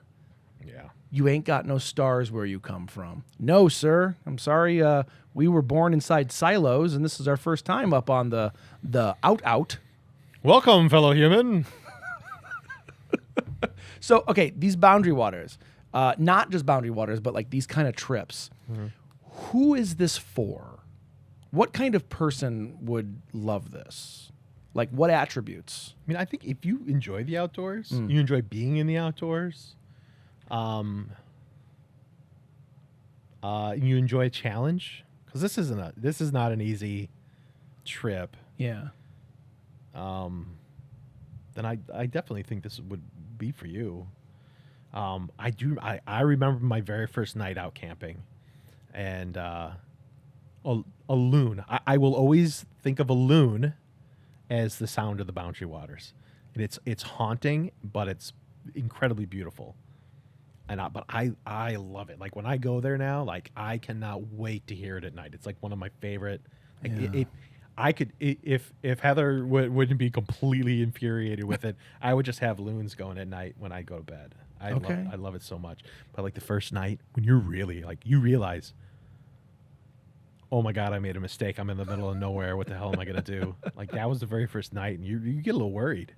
The only other time I had a feeling like that was when I was in basic training. That's what I was going to bring up. When I went to basic training. Yep. And that guy in a Smokey the Bear hat comes on the bus and starts yelling, oh my God, what did I do? I made a mistake. I just made a mistake? That's the exact same thing that I felt. And I remember by the time I was done, I thought, man, like I feel so bad that I'm leaving because you love it. Do you think that doing trips like this, harkens back to the feeling of being in the military? Maybe a little bit. It's a physical challenge. You're on your own. It's embracing the suck. Either you do or you fail. And if you fail, there's a lot of fucking problems. It's not, someone else will pick me up and go. You fucking fail. I mean, maybe that is for me, but for Burley, he wasn't in the military, so. Well, I'm not saying for everybody, but I gotcha. like for you specifically. I could see that. It's there's some sort of like challenge that I want. There's a nice way to unplug. The last time we went though, you now can get cell service. Really? Not everywhere, but there was a couple places we would go where we would get cell service. Are you allowed to bring a camera? Would you bring a camera? I brought the actual camera the original one? The original No camera that was given to me at my going away party to the military. I brought that on my first trip. And that was a big thing to have to stuff in a sack. Yes. Now, and then in the past, I bought like a little point and shoot, like a point and shoot type one. Yeah. Now I just bring my cell phone. Okay. I bring my cell phone. We have turn on airplane mode. The battery should last for fucking turn ever. on airplane mode. You bring a couple batteries with you. Right. But and you get some really great photos. That's awesome. It is. Instead of like a show graphic for this, you want to send me some photos and I can I can put them throughout the episode. There's one on the last trip that we went. When I go out here, because Burley does all the cooking. And I do a lot of the trip planning and the navigating. Oh, that's cool. Burley just wants to paddle, and I love being able to read the map. Like what you see here is a much larger version of like the maps that we bring are waterproof maps. Oh, yeah, that makes sense. We often have them either marked up by our previous trips or we have the outfitter mark up on maps for us. Let us know if there's any particular areas that are like really good campsites or any place dangerous. Rapids. I got pulled into a rapid once. That was terrifying. But when we're out there, where was I going with this? With the Burley likes to do his thing. You like to do yours. So when I was doing my navigating, I've done pretty good at not getting us lost. You're here. We're here. Or I'm having an episode. And there is doing water navigation on big open water is very difficult. No shit, man. Because you really have to be able to kind of read the you have to read on how the earth kind of dips into the water. Are you kidding? And then you can kind of see a little bit of almost like a little kickback to know that that's the difference between land and water. And you got to kind of be able to read it and know the difference between a bay and open water, because, like I said, some of these islands are the size of cities that are over on this side. I mean, they're huge.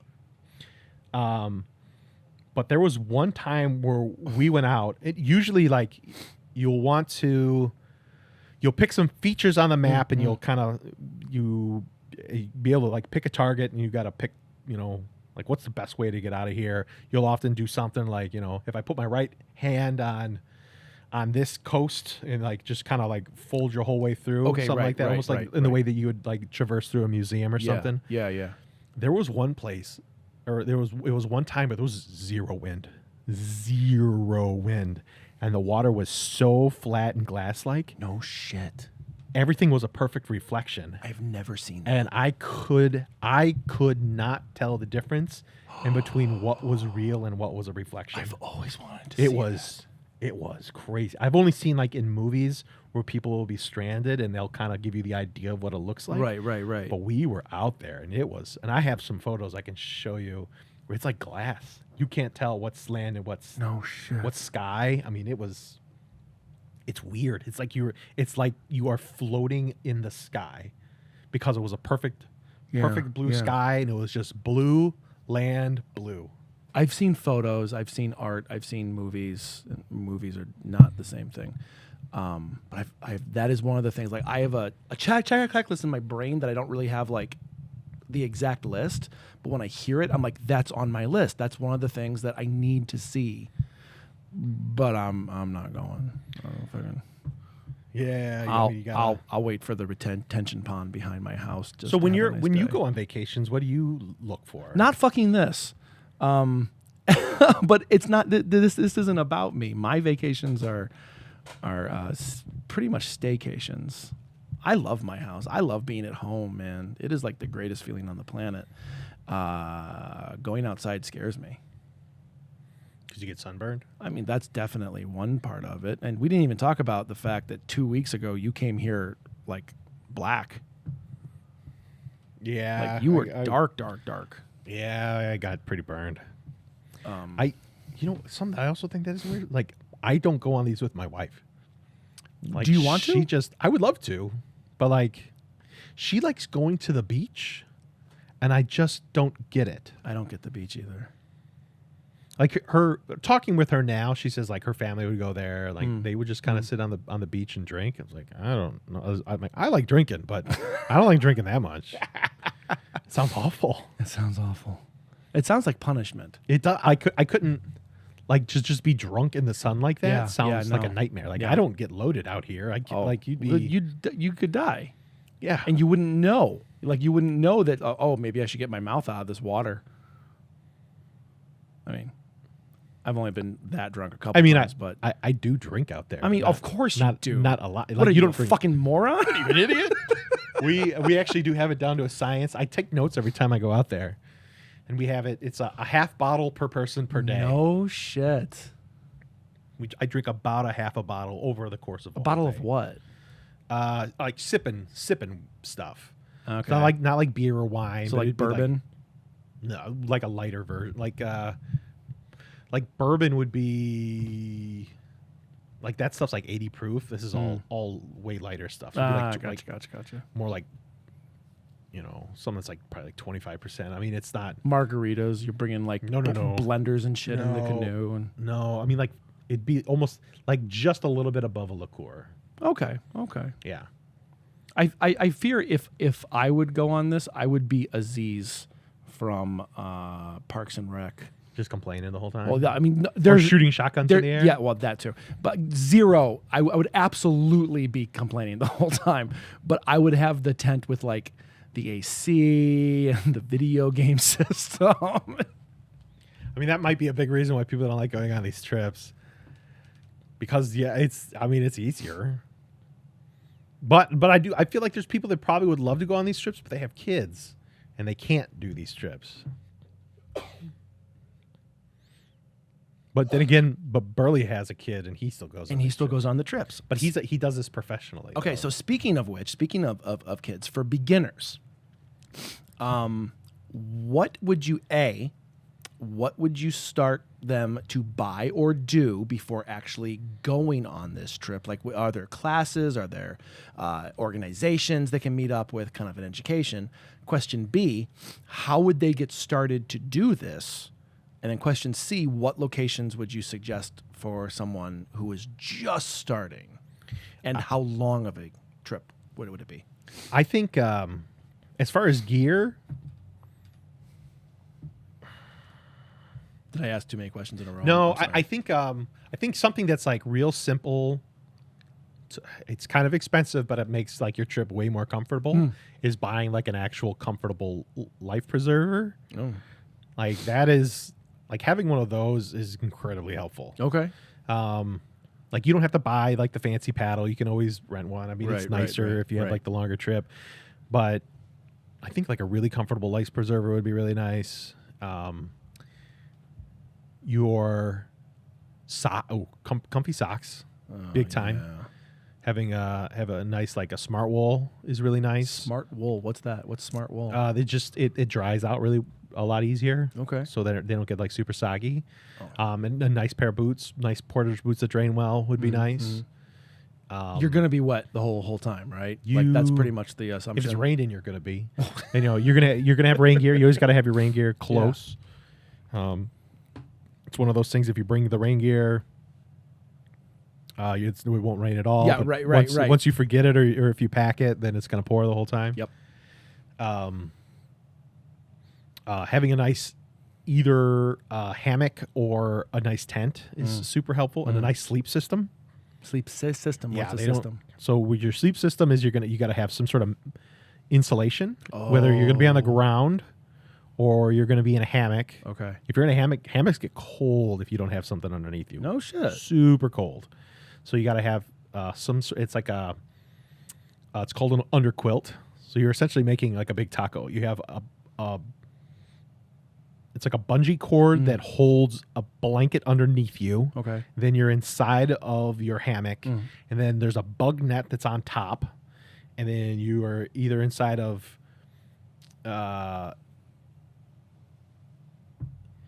Big Agnes makes a sleeping bag that has no insulation on the bottom, but it's only on the top. So you have your insulation underneath, and it packs smaller. Yeah. Well, there's less product. Because it's less product. So, so it just ends up working out really well. And for their sleeping bags, they come with a pocket. So if you do want to have some sort of insulation, it actually slides in the pocket so you can sleep well in there.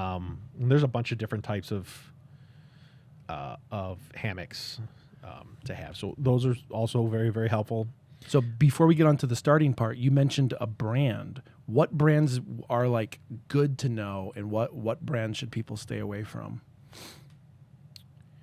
Or are there? Okay, so I would say, there's always going to be new brands of stuff. Yeah. But I would say, like, if you go to REI, pretty much anything they sell is going to be good. Really? Yeah, you're not going to have a problem with anything. Oh, that's good to know. You get like a nice top of the line anything out of there. I would go camping with damn near anything that they sell there. Okay. Because they don't sell crap. It's going to be more expensive. It'd be like going to like a nice bicycle shop. Like if you go to a nice bike shop, their cheapest bike's going to be $600. Right. Or more now.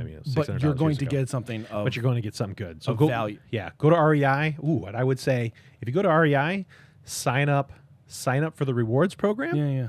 Because you get like 10% off, and that 10% they just write you a check at the end of the year. Are you kidding? And they send It's it not back like come and buy shit. Yeah, and you only have to pay it one time. Like No the REI membership card is like the best bang for your buck. I love REI. REI is great. Okay. So starting off, how can people start doing this? I think for starting off, I think river trips in our particular part of the world are a little bit easier. There is a place in Lake Geneva where you can do Fox River trips, and I think you can travel down the Fox River and paddle, and you portage around the dams and everything like that. Oh, that's cool. And you can go, I don't know how far north. They might go all the way from Fox Lake down to Ottawa, possibly. That's a long trip. That'll take up several days. Oh, that's like a 3-hour drive. So yeah, or that's probably several weeks. Yeah, several weeks to go the whole way. But if you really wanted to, like, I learned to really love being in the water and paddling in Southern Illinois. They have a lot bigger lakes down there. You can go to a place like Devil's Kitchen is a nice place to go. Paddling. Southern Illinois University, the campus at SIU is gorgeous. And there's a massive lake in the middle of the campus. In the middle of campus? No Yep. shit, I didn't know that. Yep, and you can rent canoes there. You can go paddling there. No shit. They have the northernmost cypress swamp is in Southern Illinois because it's part of the Mississippi Delta. You're on the Delta system all the way up in Carbondale. Huh. So it's all swamp area. Yeah. So like there's places to go there. But the really awesome place is all of the rivers that they have in Missouri. Missouri has like things like the 11 Points and A lot of backwaters down the there. Merrimack. Yeah, they have some of the coolest paddling there. And they also have float trips. Oh. Float trips are where whole universities will have like thousands of students all go in the water, and they make these massive rafts that they just tie together, and they just float down the river and drink and have just a great time. I don't know. It's just called I don't know if that sounds fun or terrifying. Yeah, with that many people, you should be okay. I did go on a trip where if the water's really high and it's Russian, that can be a little bit dangerous. Russians are very dangerous. They are. right now. Ruskies are the worst. Yeah. Especially now. Yay, politics. Yay, politics. Okay, so you're doing this again this summer. You've been doing this for as long as I can remember. What's going to stop you? Like, what in your life or what in your body or age or what is going to stop you? I have missed a couple trips when I got a back injury. Well, I mean, that would be nightmarish to try and do this with that kind of an injury. Yeah, so like and the thing that sucks now is like my back's been hurt ever since high school. And it would be like off and on like every 10 years or so. Was that my fault? No, that was Luke. Oh, yeah, Luke Stevens. Luke Stevens. Yeah. Okay, good. I'm glad I'm not on that fucking shit list. No, yeah, Luke Stevens he wrenched my back, and then when I came back in, he did the exact same move and hurt my back again. And I didn't know he did it twice. Yeah, he did it. Yeah, the second time, I'm pretty sure he did it intentionally, which kind of sucks. That family was issues. Well, I don't know. I mean, he was a kid. Yeah, I get it. I'm done holding grudges. Yeah. Except for, a couple people who are already dead, and I'm totally fine with it. Yeah. But that's another topic for another time. But ever since I hurt my back really bad during COVID, like now I really like hope like I mean, do you bring like good medication in case like you misstep? Because I mean, what back injuries are like. Like literally, it's not. I would need the spot at that point. Like if it was that bad, I would need the spot to get out. Oh, okay. I forgot about the spot. But I mean, back injury. I'm sure everyone's had some kind of injury like that. But like, I've had a bad back since football, and literally once a year, it's something stupid. It's never shoveling the driveway. It's never lifting something like heavy. Your shoes, it's literally putting your underwear on. It's me putting my underwear on in the morning. Yep, that's how I do mine too. It's me wiping my ass and just being like, "Well, I'm out for a week now." Yeah, it's something stupid. Well, I mean, it's those ones that are stupid.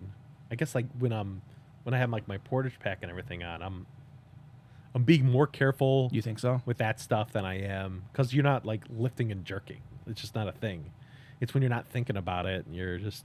Like, I need to get my I gotta lift my foot up at the same time and throw the thing. Maybe yeah. And you're just when you're not thinking about it. But I am hyper aware. Okay. When I'm doing that other stuff. Holy shit, man.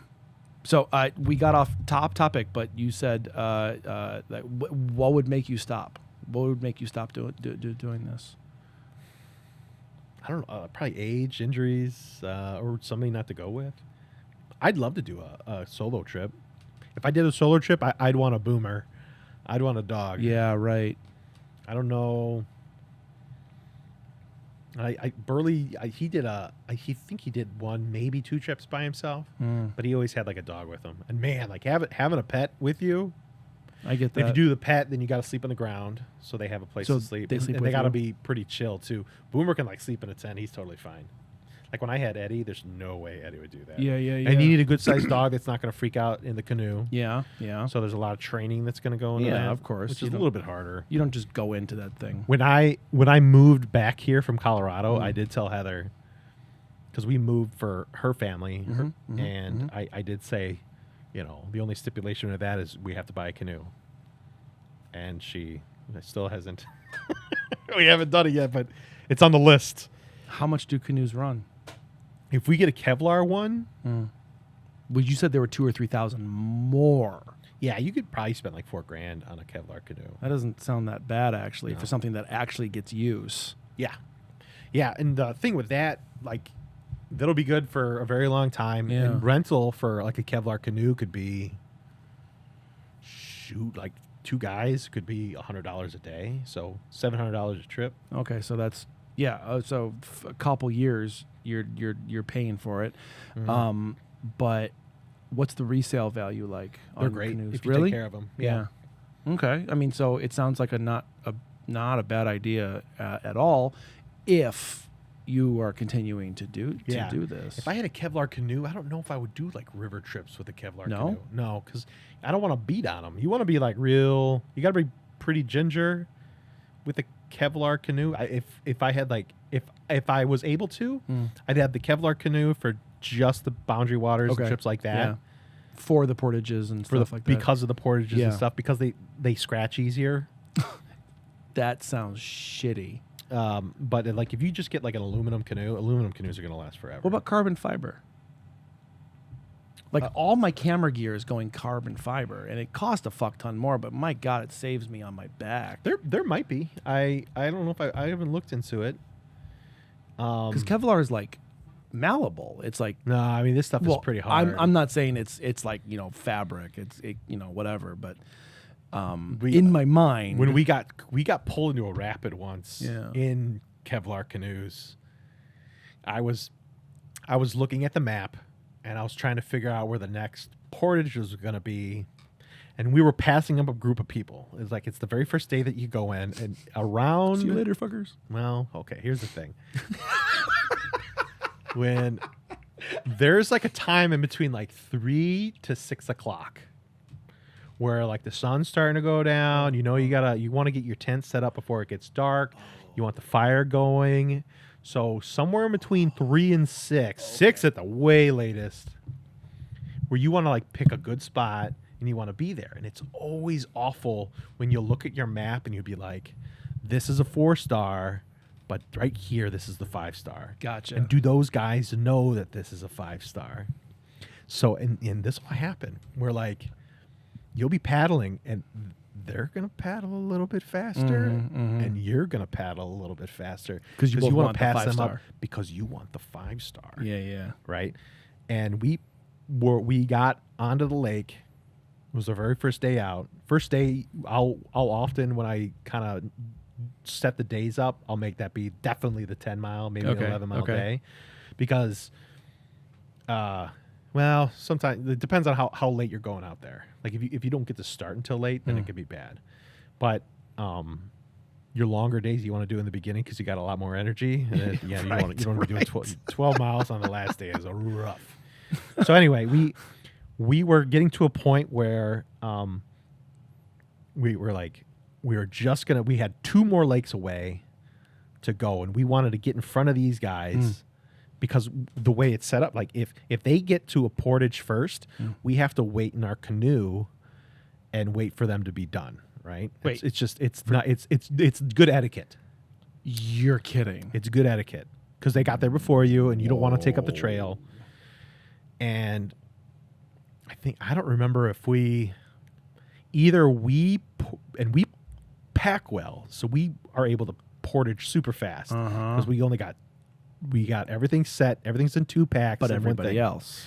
So those guys were a little bit less organized, and they portage, and they still had to like assemble all their stuff. Remember I said some people do all this. Yeah. So they are in the water. We got all of our stuff in. We were ready. You're ready to go. And we all kind of look at him and be like, pedal, go, get out of here. We got it. So we wanted to get to the next. The 5-star. We wanted to get to the next portage. Yeah. So they would have to wait for us. Yeah. to get there. Right. And we knew damn well by the time we got done to the other side, we were only like a mile and a half away to our 5-star. Right. Okay. So I was with my buddy. I was with Brian, and Burley was there with Leah, Kenny's wife, and we're paddling super fast. Brian and I are in front, and I'm navigating. And we're paddling, and I'm looking at the map, and I'm thinking like, this isn't a huge lake, but I can't see where the portage is supposed to be. I forgot how this story started, and I'm on the edge of my seat right now. I can't see where the portage is, and I'm looking down, and I'm trying to find out what the hell's going on, and I hear Brian go, John, hey, John, and I look up, and like that, we were in rapid. Holy shit. And we got sucked in. I had to throw the map down on the ground, and it was after we got through it, Burley said that was probably about like a class 3 rapid. What are the class system? There was they're like, depending on how many EDs are on there and how many exposed rocks, how dangerous it is the higher the class. So what is a class 3 a high class? It's a little bit more than average. Oh, okay. So I think class 4 and class 5 I think is the worst. Oh, So we were, so you were like yeah in it. Yeah. Okay. So, I mean, we were. I mean, Brian is laughing his ass off. He thought it was hilarious. I'm sitting in the back. The guy who sits in the back is the one who does all the steering. Okay, yeah, and the yeah, person yeah, up front yeah, is right. like kind of the power. Yeah, and yeah. they're like they're the engine, and you're the wheel. Yeah, the rudder, right? Yeah, and I am like going like left, right, and like just trying to get away from all these things. Oh my god. Because there's nothing you can do. You get pulled into a rock. That's all you could do. You might be able to paddle away and maybe glancing blow or something like that. I mean, and it was terrifying. I hear Burley and Leah get pulled in right behind us. And all I hear is Burley going, stay in the boat, shit, stay in the boat. Because he just doesn't want anybody to fall out. This is our very first day. We just started. All of our stuff is packed in there.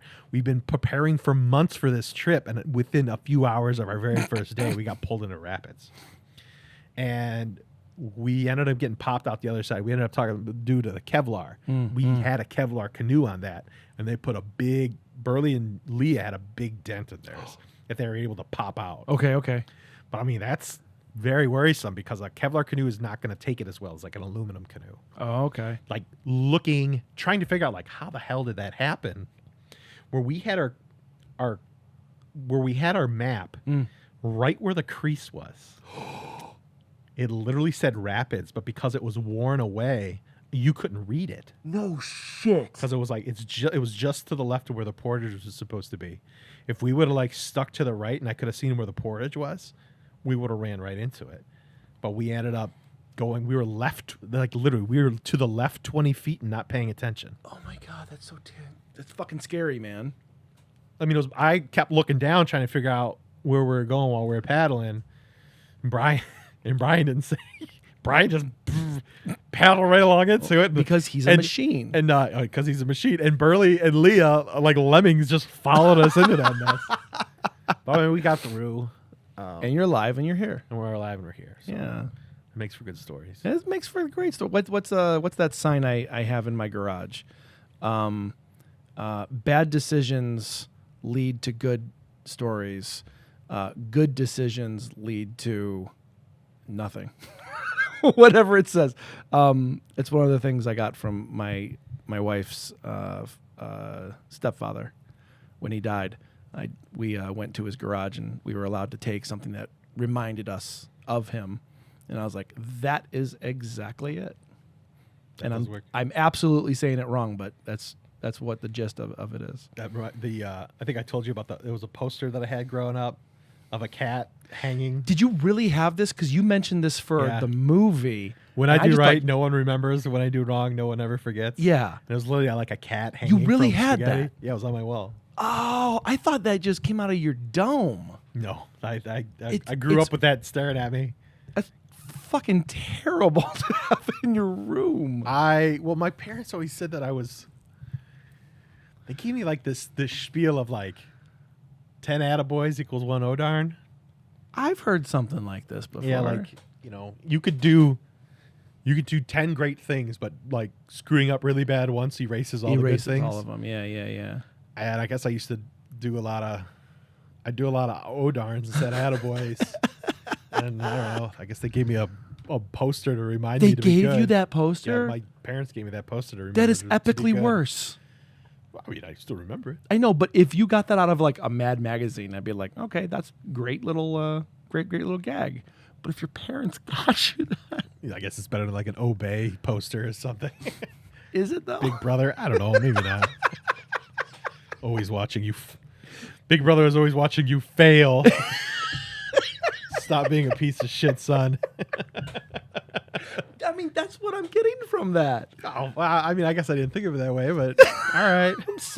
Oh, fuck. Whoops-a-daisy. There's another couple months of psychiatric work. No, I don't care. No, I don't see a psychologist. If anything, it taught me that as long as I'm good sometimes, I can do some really fucked up stuff. Maybe, I don't know. Maybe they taught me to be a sociopath. Priorities. Wait a second. If I do all these bad things, like, I can fuck up pretty bad. But I can do a couple more good things. Yeah, if I do a couple more good things, It like, evens out in the end. I could be okay with this. That's basically the Catholic mentality, so I think you're good Yeah. to go. Yeah, as long as I get this cleared to Father, Like it'll be fine. I'll head in on Yeah. Sunday. Like, Yeah. I lusted after 4 women. I fucked 5 of them. Like, wait, what?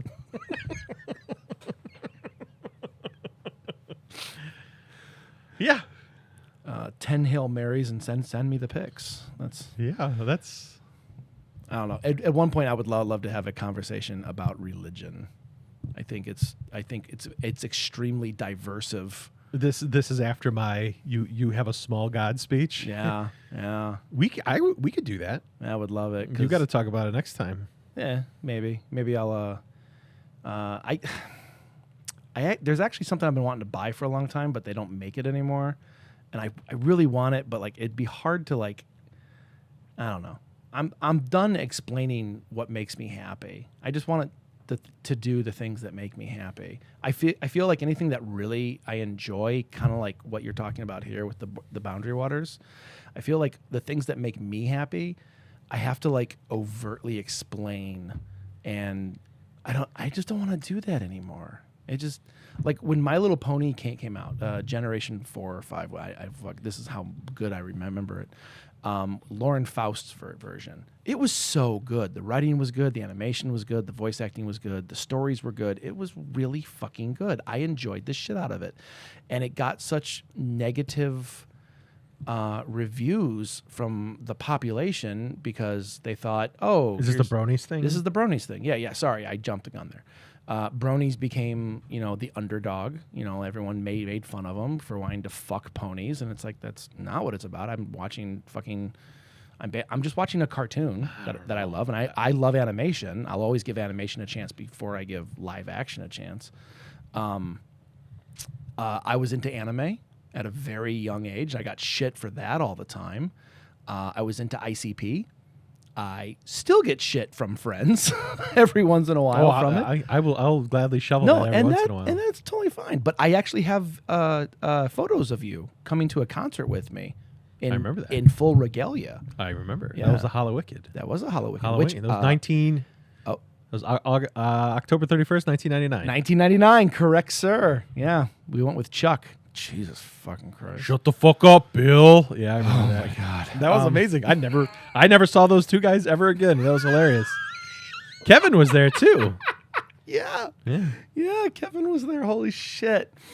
Man, that was but everything I've ever like really loved. I mean, even now, like I love bad movies, and I feel like I have to explain why every time I say I like bad movies, and people are like, "Well, that's kind of dumb."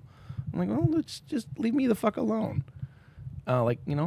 So when we talk about religion, I've gotten really into the Church of Satan, and I'm really, really intrigued with their teachings. I think it's You mean that they're fucking essentially beautiful. just a bunch of atheists that are making fun of they're there to protect people from overbearing zealous religious people. Well, I mean that might be a good part of it, and I'm not going to read it on here, but I read through their tenets, their 10 tenets, whatever it is. Like the Catholic Church has the 10 commandments. Is that the right thing? And basically, what it boils down to is Don't be a dick. Don't be a dick, and be a good human being. Yeah, it's atheists that it's just another version of Flying Spaghetti Monster. It's satire. But it's the weird thing is their satire is saving America from Al Qaeda. This is definitely a conversation for another episode because you just opened the door to something beautiful, and I have no fucking idea what you just meant. So, super intrigued to do this at some point. I don't know if it's going to be next week or not. Okay. But I'm super intrigued. So, end all be all. John, take us home. Tell us your final thoughts about these amazing trips, this amazing map, your amazing memories, and the ore that literally you held for a minute and then put to the side. I really want to touch it, by the way. Do it. We'll end on you touching Your wood? touching my wood. Dude, this is way lighter than I thought it was. This is crazy light. Isn't that cool? I love, like, I wish I was good at woodworking because I want to make stuff. Not like this, but I want to make like a bar. I really want to make a bar top. This is beautiful. Oh my God, the amount of time this must have taken. Yeah, for those, that's the Bending Branches Viper. I hope you guys are Googling this because we are not a visual show. You need to see this. If the Bending Branches Viper, yeah, there it is. This is ridiculously beautiful. Yeah, I love that thing. But the fact that it weighs about the size, about a pop can, with pop in it, And you can get a fiberglass one that's like that as well. It's actually the Black Pearl is the other one. This is. But so I like it being just a little bit heavier. This is lighter than a bottle of water. The John. other one is so light that it feels uncomfortable in my hands. And yeah, that's where I was gonna go because like, how would you know you're even holding it at Yeah. certain points? Because there are times when you're gonna oh shit, and I want something that's gonna be a little bit heavier. Yeah, that's why I like my cameras. Everyone gives me shit for that because I like my cameras have heavier Yep. when I shoot. No, I 100% agree. And everyone's like, "Oh, go lighter." I'm like, "Fuck, it freaks me out." Yeah, me too. I want to know that I'm actually holding something, and if it's too light, it's just I don't know, it doesn't work. Sorry. So bring us home. I just want my ending words are I'm happy to know in this world that people don't like the lighter things. They want the chubby ones too. My wife's a chubby chaser, so I end up working out my favor.